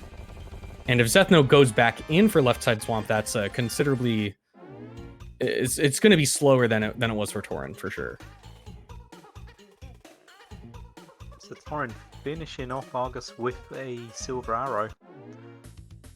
And you'd like to think he's going to come back in, have a look at that big chest. Yeah, I feel like you have to at this point. Yeah, you go in for the big chest, go check Bombo's tablet, and then it's kind of a toss-up. I think the right play for Torin would be go do Skull Woods and check Pedestal while you're there. I'd agree with that. Zethno is going to have a slightly more awkward position because there's no more crystal dungeons to clear. So it's pendant dips or, you know... Hey, are there any overworld checks that Zethno hasn't done? There kind of aren't. It's the Bombus tablet. Right, and I mean, that Bombos tablet is just... I sort of consider it part of Swamp, if necessary. Almost, like, because it's when you have all the items to do Swamp, you have all the items to check Bombos tablet. Torin's going over there now. In just a bit after mirror bonking there.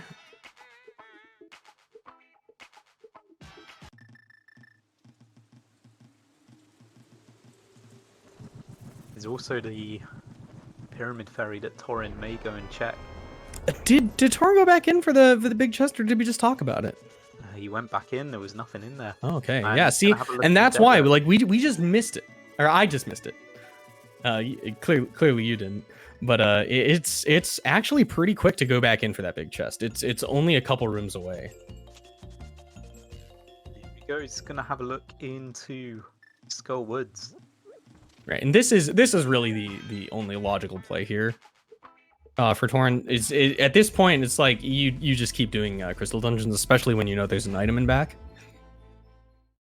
You're also going to be able to find out if all dungeons are required or not by having a look at the pedestal. Yeah, I wouldn't hold my breath for it, but you never know. When you're starting at this point to look down the barrel of your options are pendant dungeons, it is good to know one way or the other. Yeah, especially like, you know, if you want to consider whether or not you complete them or bail after getting all the items.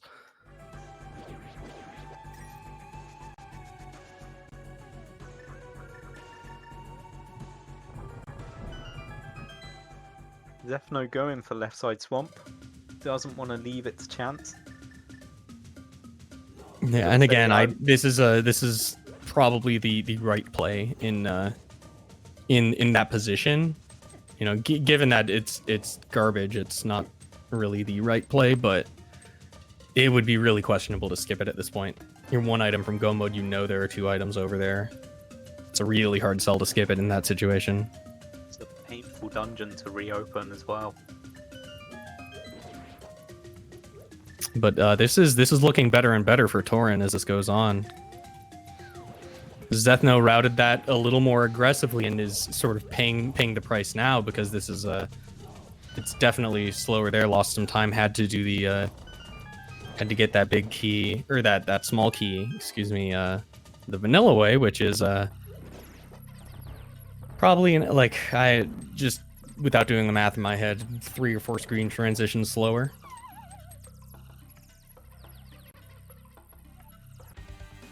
Torin is going to have the advantage as well of having a tempered sword for Mothula, so this fight's going to be easier as well. Although he is getting bullied into that corner.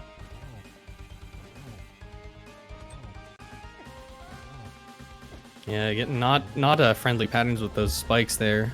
Gets a lot of that damage eaten by Mothula hitting the spikes.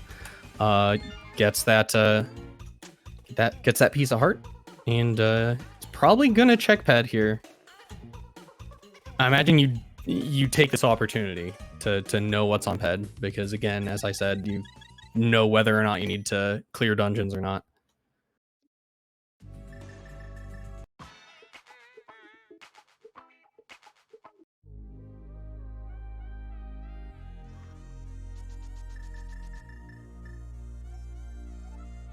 All right, so we don't have to get the pedestal.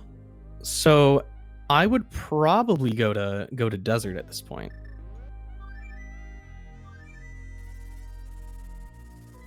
Torrin hasn't done that north set of checks. It might be doing that first. And it's definitely faster to flute to here and go back into the Dark World than go back through Skull Woods. That's another rookie mistake you see from a lot of beginner runners is you know, the route on paper is a lot less efficient, but the amount of time it takes is just so much greater. We're gonna have a look into Desert Palace. I like this play. There's 2 items in here. It's the green pendant as well, so you got a total of 3. I think Torrin's got to clean this up, so I would imagine we see the same play from Torrin after this is taken care of, but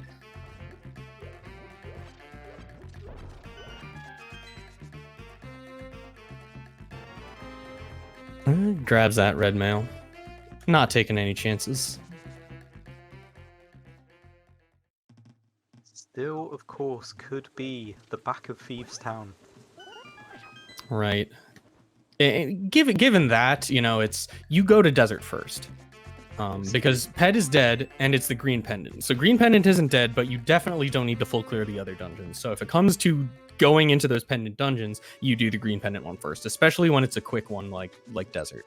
That's kind of a no-brainer. It would maybe be a different story if, say, we didn't have Samaria and Ice Palace was green pendant. Then we might consider doing the other pendant dungeons first. Torrin going to be picking up his gold sword here. Zethno not having a look in the big chest, going straight towards Landmolus to see what he's going to get. I mean, the green pendant is there. It is unlocking a check, and it potentially is going to have Desert Palace's other item. Easily get back into that big chest if he needs to. And here we also see Torrin giving that lumberjack just a little peek, because he's never going to come back to this area. It's kind of interesting. You see both of these runners kind of routing these same things in together. And again, that's something that the mentors are definitely very helpful with, because it's by the time you played as much as the mentors tend to have played, you sort of know these things that are common sense. Okay, you check lumberjack, maybe skip it early on, but you have to make sure you check it at least at some point, because you don't want to have to go back just to look at the item, so you do it when you're in the area. Torrin heading towards the pyramid. Again, this sort of makes sense. It's a quicker 2 checks than the desert clear. Okay, we know that big chest has got something inside.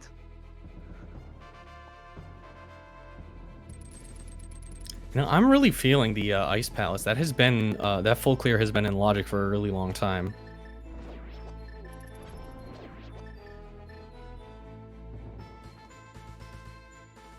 I'm going to go to sadist route and say it's in the back of Thieves Town.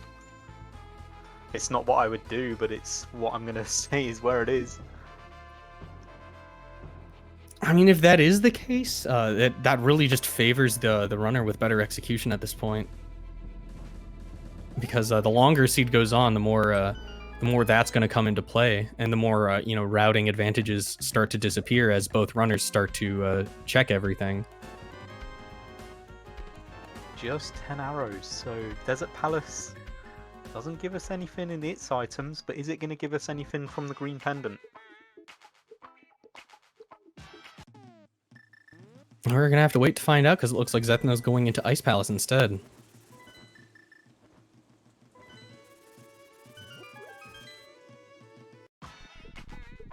Meanwhile, Torrin is gonna tread those steps, going to Desert Palace himself.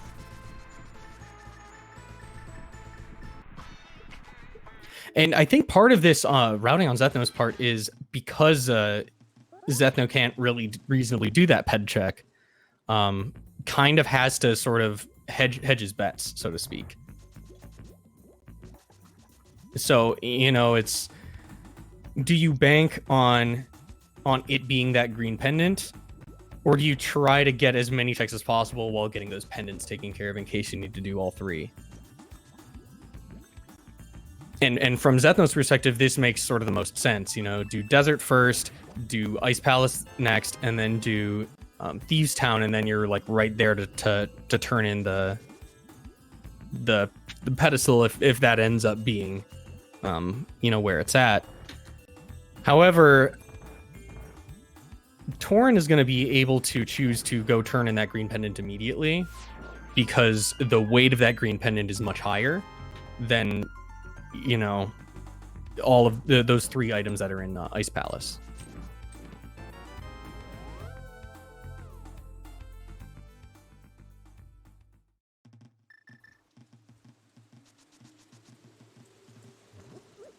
And here we see Zethno lining up for Icebreaker. Nicely done. Sword buffer or no buffer, that's what I always say. Pause buffering is for people who don't mind losing time. I'm all on board with you. The sword buffer's how I do it too. I don't like to do any skips that require me to stop playing the game, if that makes sense. You know, it's, with sword buffers, you're still playing the game. You know, it doesn't break the flow of the gameplay. So it's always nice when you can just sort of feel like it's a little more fluid. So far, no items, no important items for sure in Ice Palace. I kind of missed the first two, but Got 100 rupees in the first chest. okay, 100 rupees in the first. So we got 2 more to go. He's gonna bomb jump over here.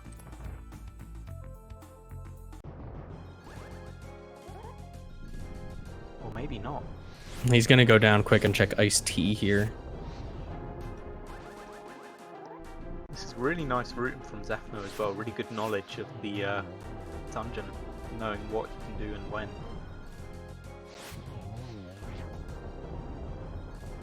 Unfortunately, doesn't get rewarded for it. Meanwhile, Torrin is going to pick up his green pendant, and like you say, I think he's going to go and cash this in, see if he gets anything.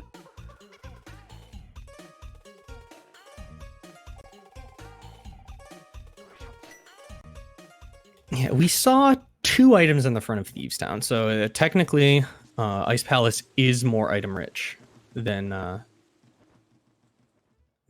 back of Thieves Town. It does look like it's pretty late though.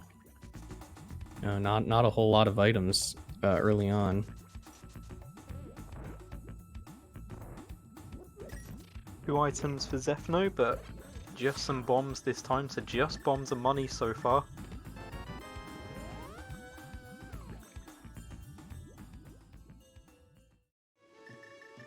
All right, so where does Torrin go?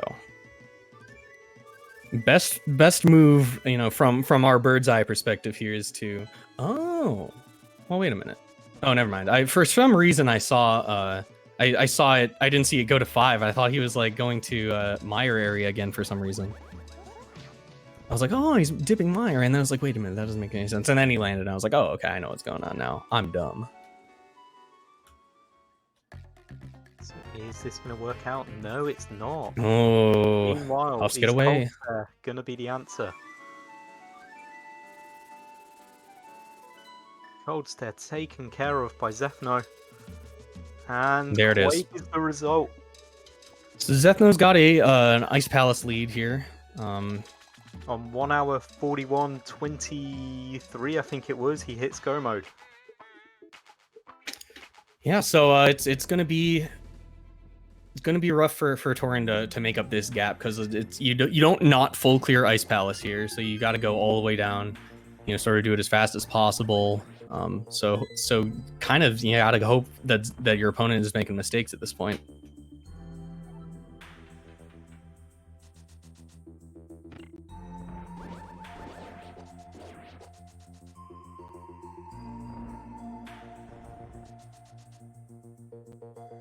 Here we go, straight up to Maya.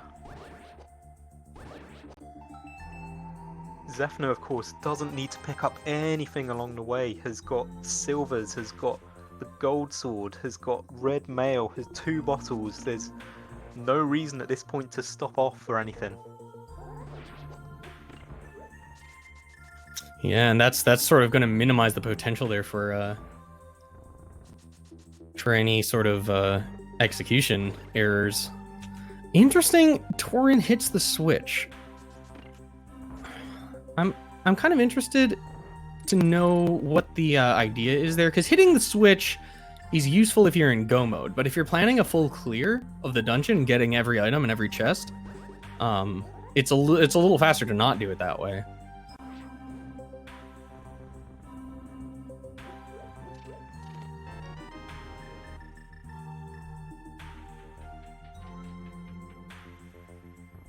So over on Zethno's side, is he going to get the fabled Godmire?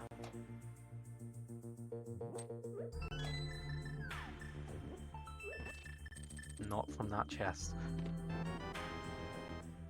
I'm a little disappointed it wasn't in the back of Thieves Town, but that was always going to be the long shot. Yeah, and especially given the fact that Ice Palace was not Samaria locked, that Quake has been in Logic for a really long time, so that makes it, you know, very, very easy for the randomizer algorithm to place it there.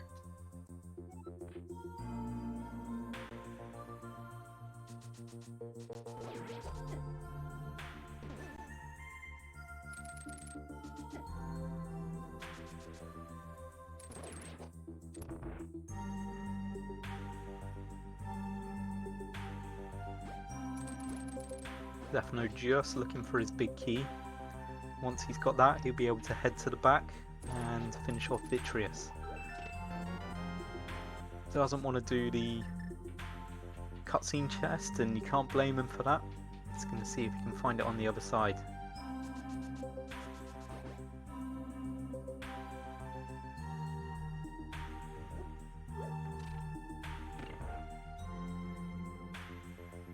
Oh, setting up for the barrier dash here. Trying to extend that door state. There, he gets it.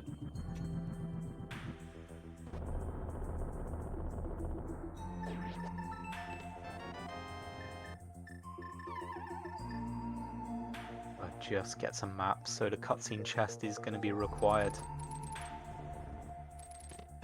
Yeah, there is a little trick you can use in Misery Mire if that, as you're going through, as I'll wait for a moment, the next room after this, you know, with the torches, if you go up and that chest contains a small key, that guarantees that the big chest is going, or that, excuse me, the vanilla big key chest here, up here, cutscene chest, is going to be the big key. However, it not being a small key doesn't mean that that chest can't contain the big key as we see here. It is, after all, what's in there. We just didn't have that little tell. Torinn dropping down to Cold Stare. He's going to pick up his Quake and he's going to enter go mode shortly. A little disappointed not to see the fire rod being used there. It's I'm gonna guess he has not practiced Cold Stare a whole lot. If you're pretty comfortable with Cold Stare, you generally yeah, I mean that was pretty quick. Body Sword will do that to Cold Stare, but it's a little faster to thaw him out with the fire rod, and the only real reason to not do it that way is to, you know, save the magic. But if you've got that gold sword, you generally want to just hurt him into the corner anyway. Jon Snoo has just raided with Party 3, so if you are just joining us, this is week 5 of the 2021 Mental Tournament. Zethno and TorinnTheDragon are 2-2 at the moment. Zethno has hit go mode before Torinn though, so definitely has the advantage, but we'll see if he can make good use of it as we're heading towards the final stages of this game. Yeah, it's really going to take some execution errors for this lead to drop. It's either that or some rigmarole in Ganon's tower basement before finding the big key. Because with the amount of equipment that both of these runners have, I mean, nothing is going to be in too much danger of taking either of them a long time. There's always the potential for a drop to Ganon though. Just get caught off guard and get knocked down.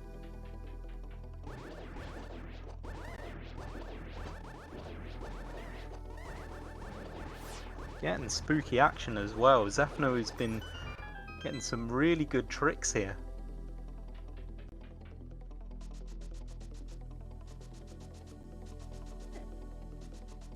And a go mode mire is definitely one of those instances where you really like to take advantage of that spooky action. It's a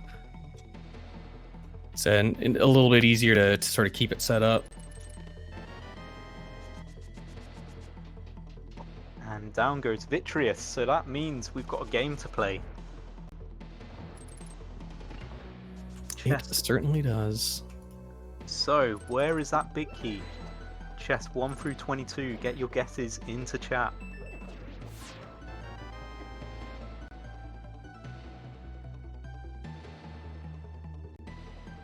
I like to guess 3. But I can in good conscience do it in this race because I do have to maintain my bias towards Torin here. I'm going to go for number 10 if it's in there.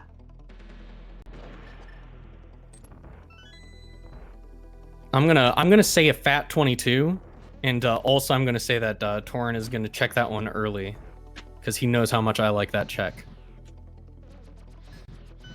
I don't think it's likely, but in like the ideal perfect world, that's what happens for me. Unfortunately, we don't live in that world, so I 100% think that's not what's going to happen, but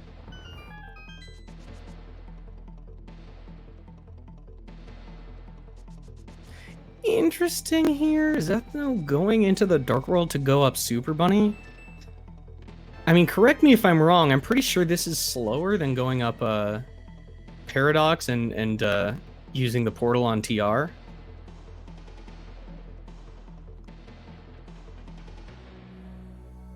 This is a lot of screen transitions. It might come out in the wash. I mean, it's not going to make or break the race either. But it is... I do believe it's a little bit slower.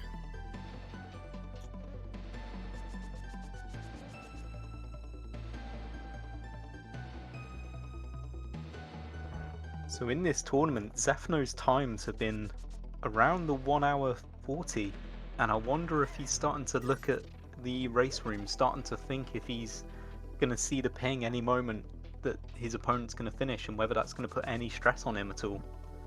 Yeah, I would guess that you sort of expect this to take a long time for both runners, because you did have to dip all the way down into Pendant Ice Palace to get your Go Mode medallion. So that's sort of a recipe for a seed that sort of can't be God routed.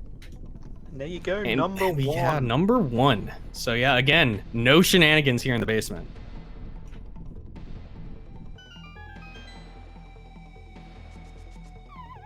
Picks up the small key, and he's off. This is pure execution from here for Zethno.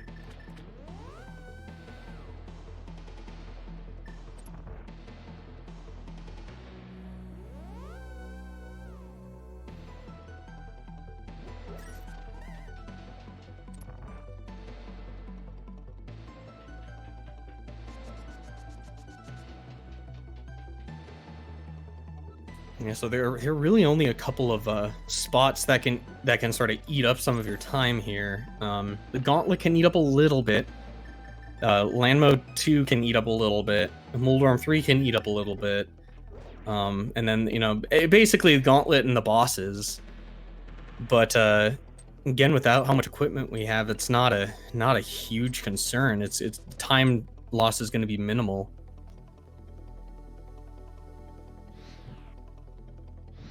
Torin doesn't get... Oh, he gets a spooky on the second try. As Zethno begins the gauntlet. Torin just having a little bit of trouble with Spooky. and I think that's the right play. If you try it a couple of times and it's not worked out, just go and do it the vanilla way.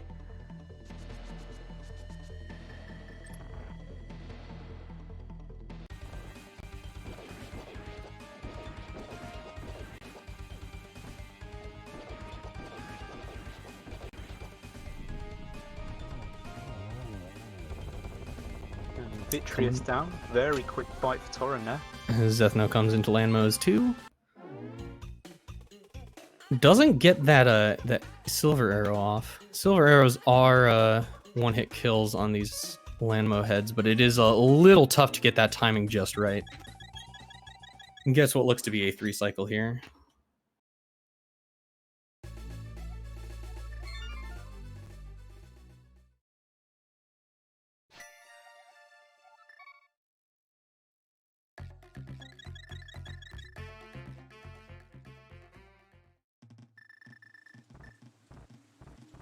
On the dragon heading up to Cannon's tower.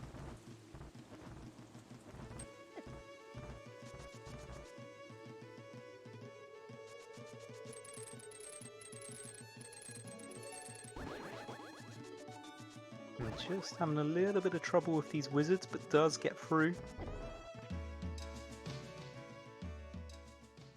He's knocked off the conveyor belt.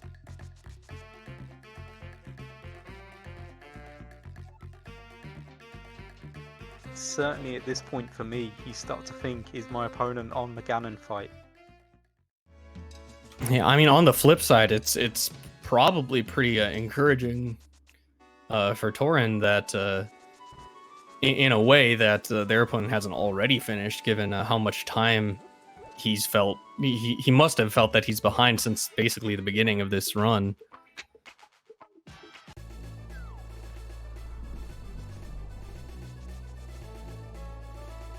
But this is a weird seed for sure. Zethno seemed considering opening those chests, realizing that they couldn't possibly contain anything useful. Will Torrin go right side and miss out on the big key straight away as well? I would probably guess not. I don't think Torrin's a huge, right side or bust devotee.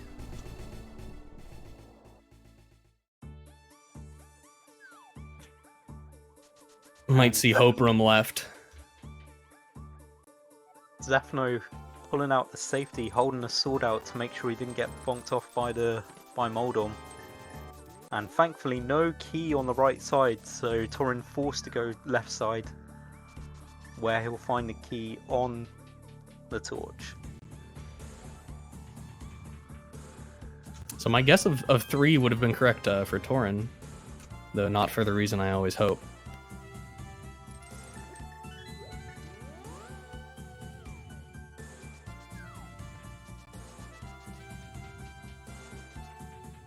So basically a full tower climb behind, which all things considered is actually pretty incredible.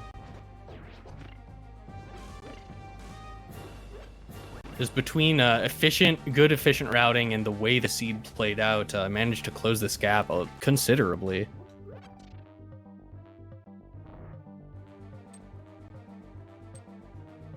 Of course, we're not done yet. There's still the chance for falls to Ganon. There's still the chance for shenanigans.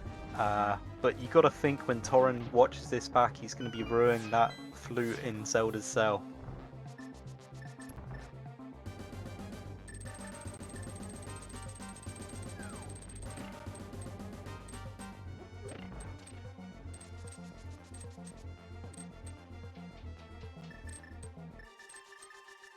And here we go. Zethno going to be dropping down to the Ganon fight shortly as Torrin about to start the gauntlet.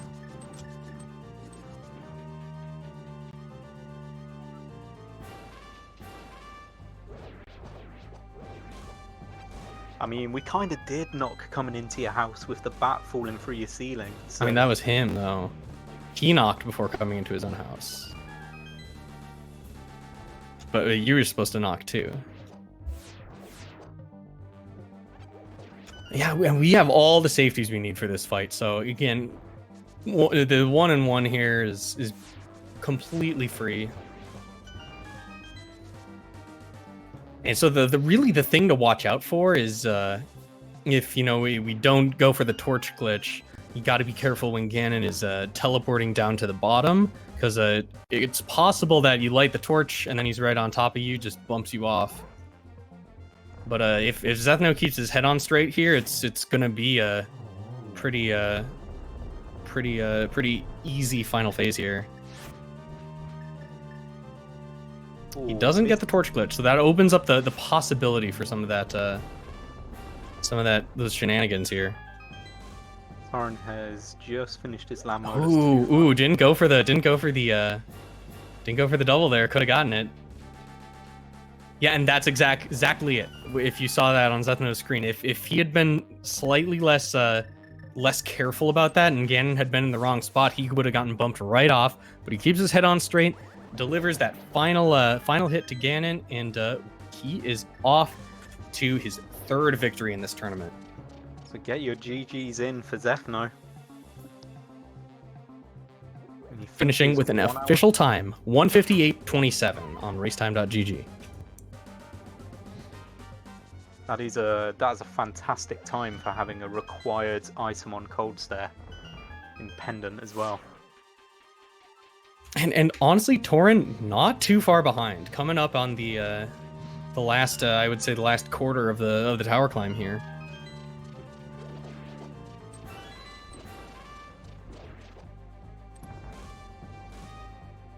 And I imagine we see Torrin finish this off. It's always good practice to finish the seed, no matter what. Unless you're just getting absolutely tilted, and your mental health is actually at stake. It's always good practice to finish the last couple bosses, because any time you spend fighting Ganon is good practice.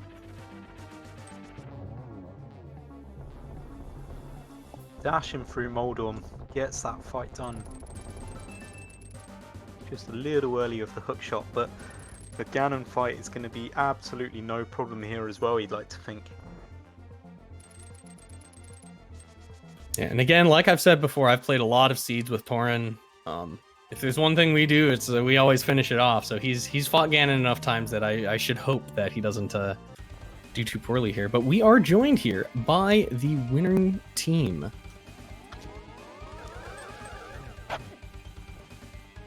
Howdy Dowdy, Zethno, and Garrison. All I can say is, man, that was a seed.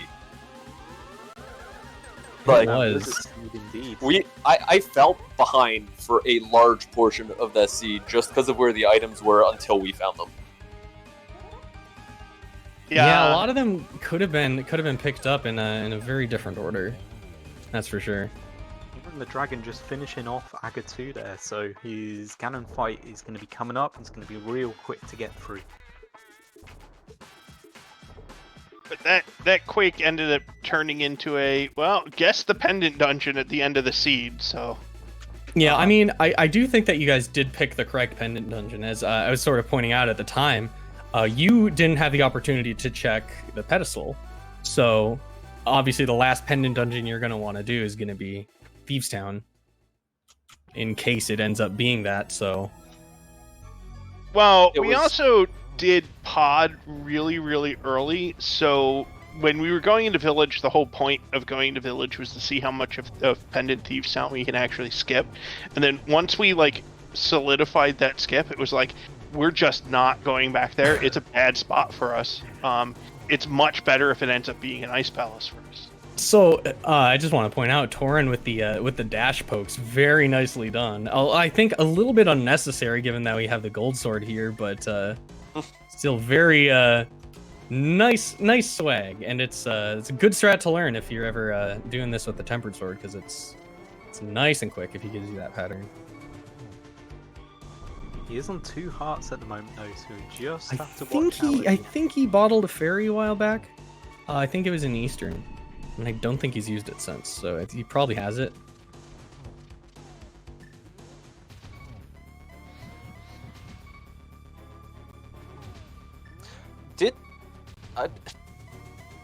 We didn't turn in the green pendant. No, you did not. Torrin did. Oh, we It did was nothing big. It was in our plan. We were gonna do desert because it was right next to Mire. It's a fast dungeon. It's green pendant. We turn in green and go to ice, and that was the plan. And I'm looking at my tracker, going, "Huh, we forgot a step." And Torrin has finished. Official time: 2 hours, 2 minutes, 31 seconds. It's a really close one. 4 minutes, 4 seconds of difference, which I think is pretty crazy considering something that happened near the beginning of the seed, which we'll probably get into once we pull those two into the booth here. But yeah, that was a very enjoyable race, I would say.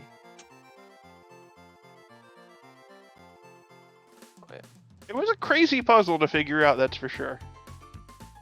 It was especially interesting considering the divergence that both of the runners had relatively early on, because you were sort of all doing. It was a very comprehensive seed, so you had to sort of do a lot of it, but you were sort of all doing it in different orders, so which was that was something that was really fun to watch. When you say comprehensive seed, I can fully agree with that. I'm looking at my tracker. We had purple chest, the green pendant, and 2 items in Thieves Down. That's all we had, and Ped. That's all we had left. Yeah. Yeah, purple, and then you had the shovel, which was in purple chest. Ah, well, yeah, okay. Yo, glad we didn't do that. Yeah, we were planning on doing that. Not until after ice, though. I kind of meant earlier. We had been discussing it, and then we got sidetracked when we found the ice rod and went to Turtle Rock. And here we are, joined by Krithel and Torrin. GG's. Oh. GG's, Torrin. So how about Zelda's Cell, huh? I don't want to talk about it. I mean, all things considered, you finished barely over 4 minutes behind, which I honestly do want to just point out that just looking at your routing, you and Krithel, we're really just smashing the sort of the comeback from that. Like you were really knocking out stuff in a really good way, and it ended up closing the gap pretty considerably. Which I just want to give you guys props for that. That was really well done. Mm-hmm. What happened? Did you skip the chest? I died. Yeah, died to the ball and chain guard. It was the biggest of oops moments. Oh no! Setting up the death. RNG. Well, the thing is, the RNG, the green guard kind of threw me off too. Because he went right. He went to the right instead of just like doing his up and down. He went to the right, and he eventually caught up to like in the middle of the fallen chain guard guy. So it was like, yeah, it was bad. Yeah, and then after that, it kind of played out in your guys' favor with the. I mean, it's sort of a blessing in disguise with the. Just that long hunt for that Quake medallion. Yeah. Yeah. We cleared pretty much everything but the back of Thieves Town. Seems like you guys did similar. Same. Yeah, what you guys ended up clearing was pretty much the same. But yeah, there were a couple of differences here and there.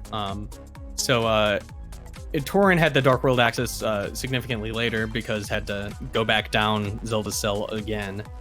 But instead of going to had checked Zora at that point, so it was basically out of money. So instead of going left after Hype Cave, ended up going right, checked Catfish and Pyramid, and then went straight to Village of Outcasts and ended up getting there actually first before you guys, because you guys spent a long time in pod.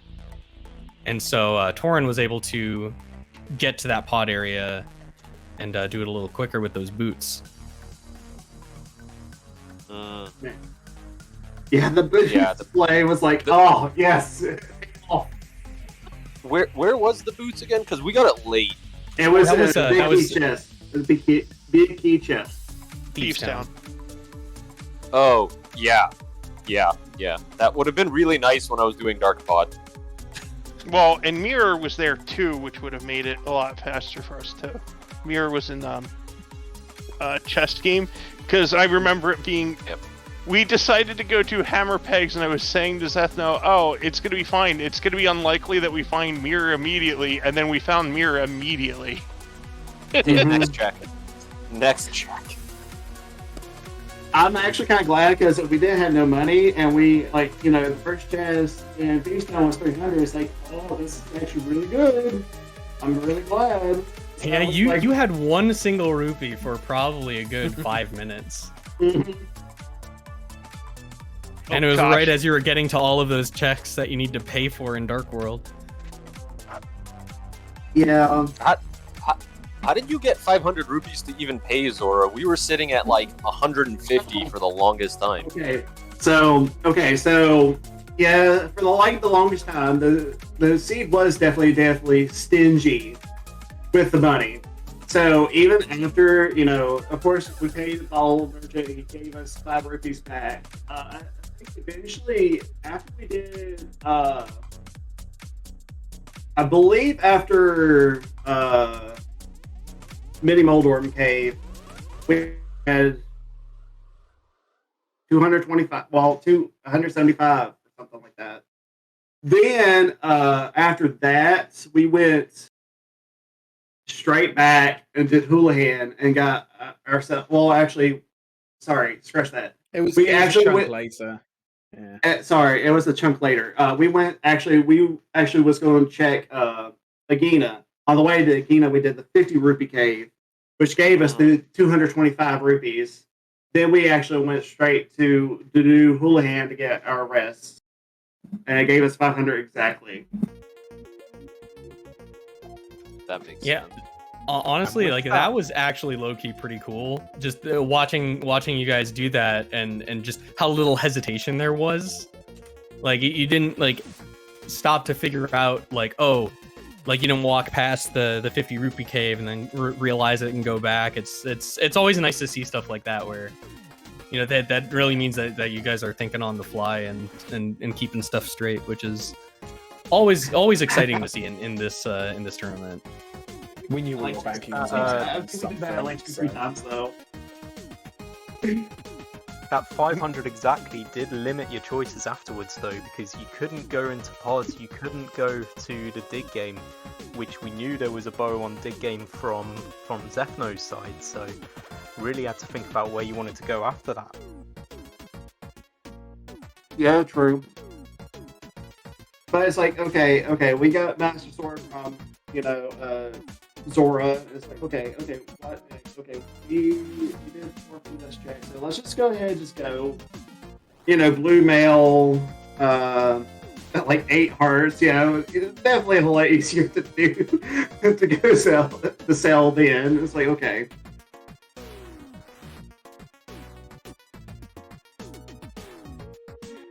But yeah, it was definitely the Quake find. Yeah, the Quake and the hook shot was still really super late for us too. Oh, yeah, about that. We actually just after we had mitts, I think we just decided, let's just we don't have really hardly anything. We'll just go up and do Right Side of Death Mountain and Dark Death Mountain. Did we actually do that? Yeah, so you guys got the ice rod right after the Thieves Town dip, because you did without having the bow, you had no reason to go straight over to pod, so you kind of just wrapped up all that smith chain stuff and ended up with your ice rod after using the fake powder, where Zethno got to that quite a bit later. Scary thing is, had we done the checks in Village in a slightly different order and had the mirror before going down to where Dark Brewery was, there's a good chance that we'd have picked up Ice Rod there, and that could have changed things entirely too. Yeah. Yeah. The mirror being specifically where it was really awkward for us. Oh no, I actually enjoyed it. It's like all this is like Krithel over here is like, oh my gosh, this actually turned out a lot better than we ever thought. It's like, as soon as we got the 300 and the boots, we literally death warped back to Thieves Town. It's like, okay, well, we'll do chess game as soon as we did it, of course, Mirror being there. It's like, oh, great, this is really, really, really good. And it's like, okay. Yeah, see, for us, we had done Eastern, then we had done Dark Pod, and then we went and found the mirror. And it was like, well... I told Krithel, it's like, I told Krithel, though, it's like, yeah, let's just... since I have mirror, I'm just going to do Pod and Eastern just all in one go. We were also trying to do Thieves Town last in Village because with so little left to check, we were expecting to have to clear that, and it would have made it simpler to just make the decision to do it. But then the mirror kind of opened up a ton of stuff. Yeah, we were in a similar spot. If we didn't get that mirror, we were committing to doing Thieves, but as you say, it opens up so much for us because we didn't have bow at that point. So, didn't really want to go to Pod. We were definitely going to have to go through. Where was the first bow again? Digging game. Oh yeah, that's right. The one dig game. Yeah, we went into Dark World going Hype Cave, Stumpy, dig game, got the bow, and we're like, we managed to skip Eastern this whole time. There's a good chance that our opponents did Eastern before going to Dark World. So if there's something in there, we can catch up on it really quick and get the clear at the same time. So yeah, felt like it made sense to do that. You actually was correct. We did do the dip of Eastern. I mean, we did everything in the light world because Zelda Cell was the last check. Yeah, I think I just want to point out again that you guys got within 4 minutes with a last location of Flute of all things. So that this was a lot more exciting race than we were sort of afraid of in the first 5 minutes.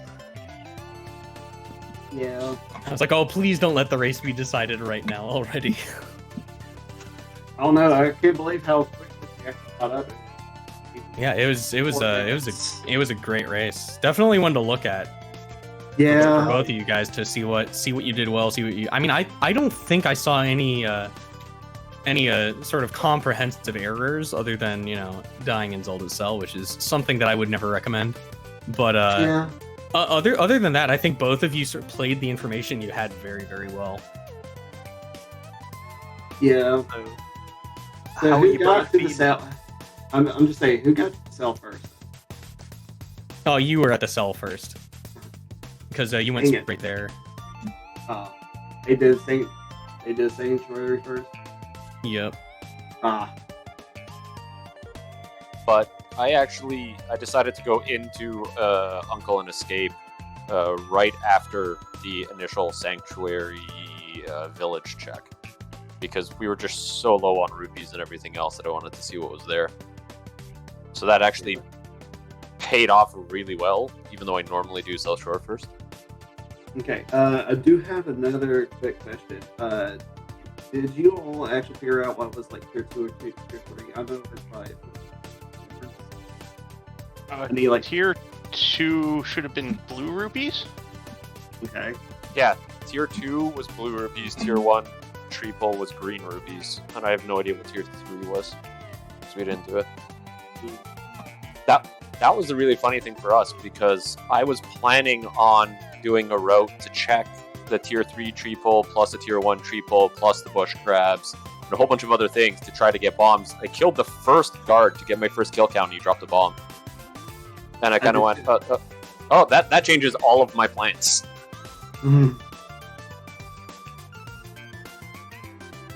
So, how are you guys feeling going forward? This is the 3rd win for you, Zethno. How are you feeling for your next couple matches that you've got coming up? well, I think.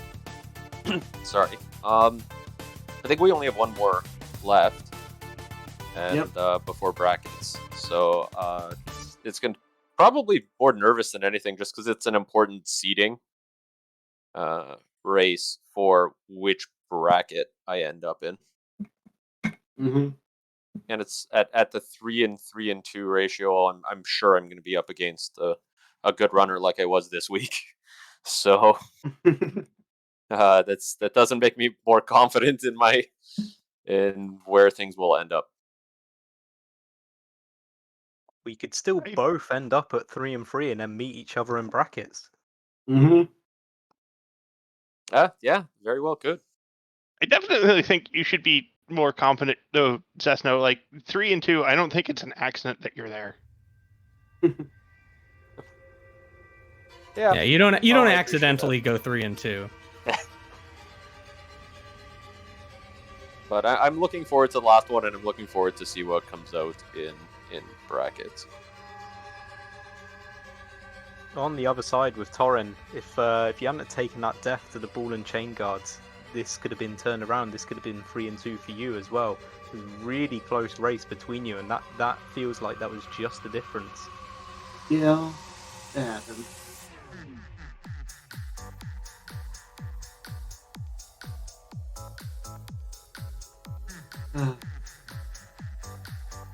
Well, hopefully both of you can keep your heads on straight moving forwards, and hopefully clear out the Swiss section of this tournament.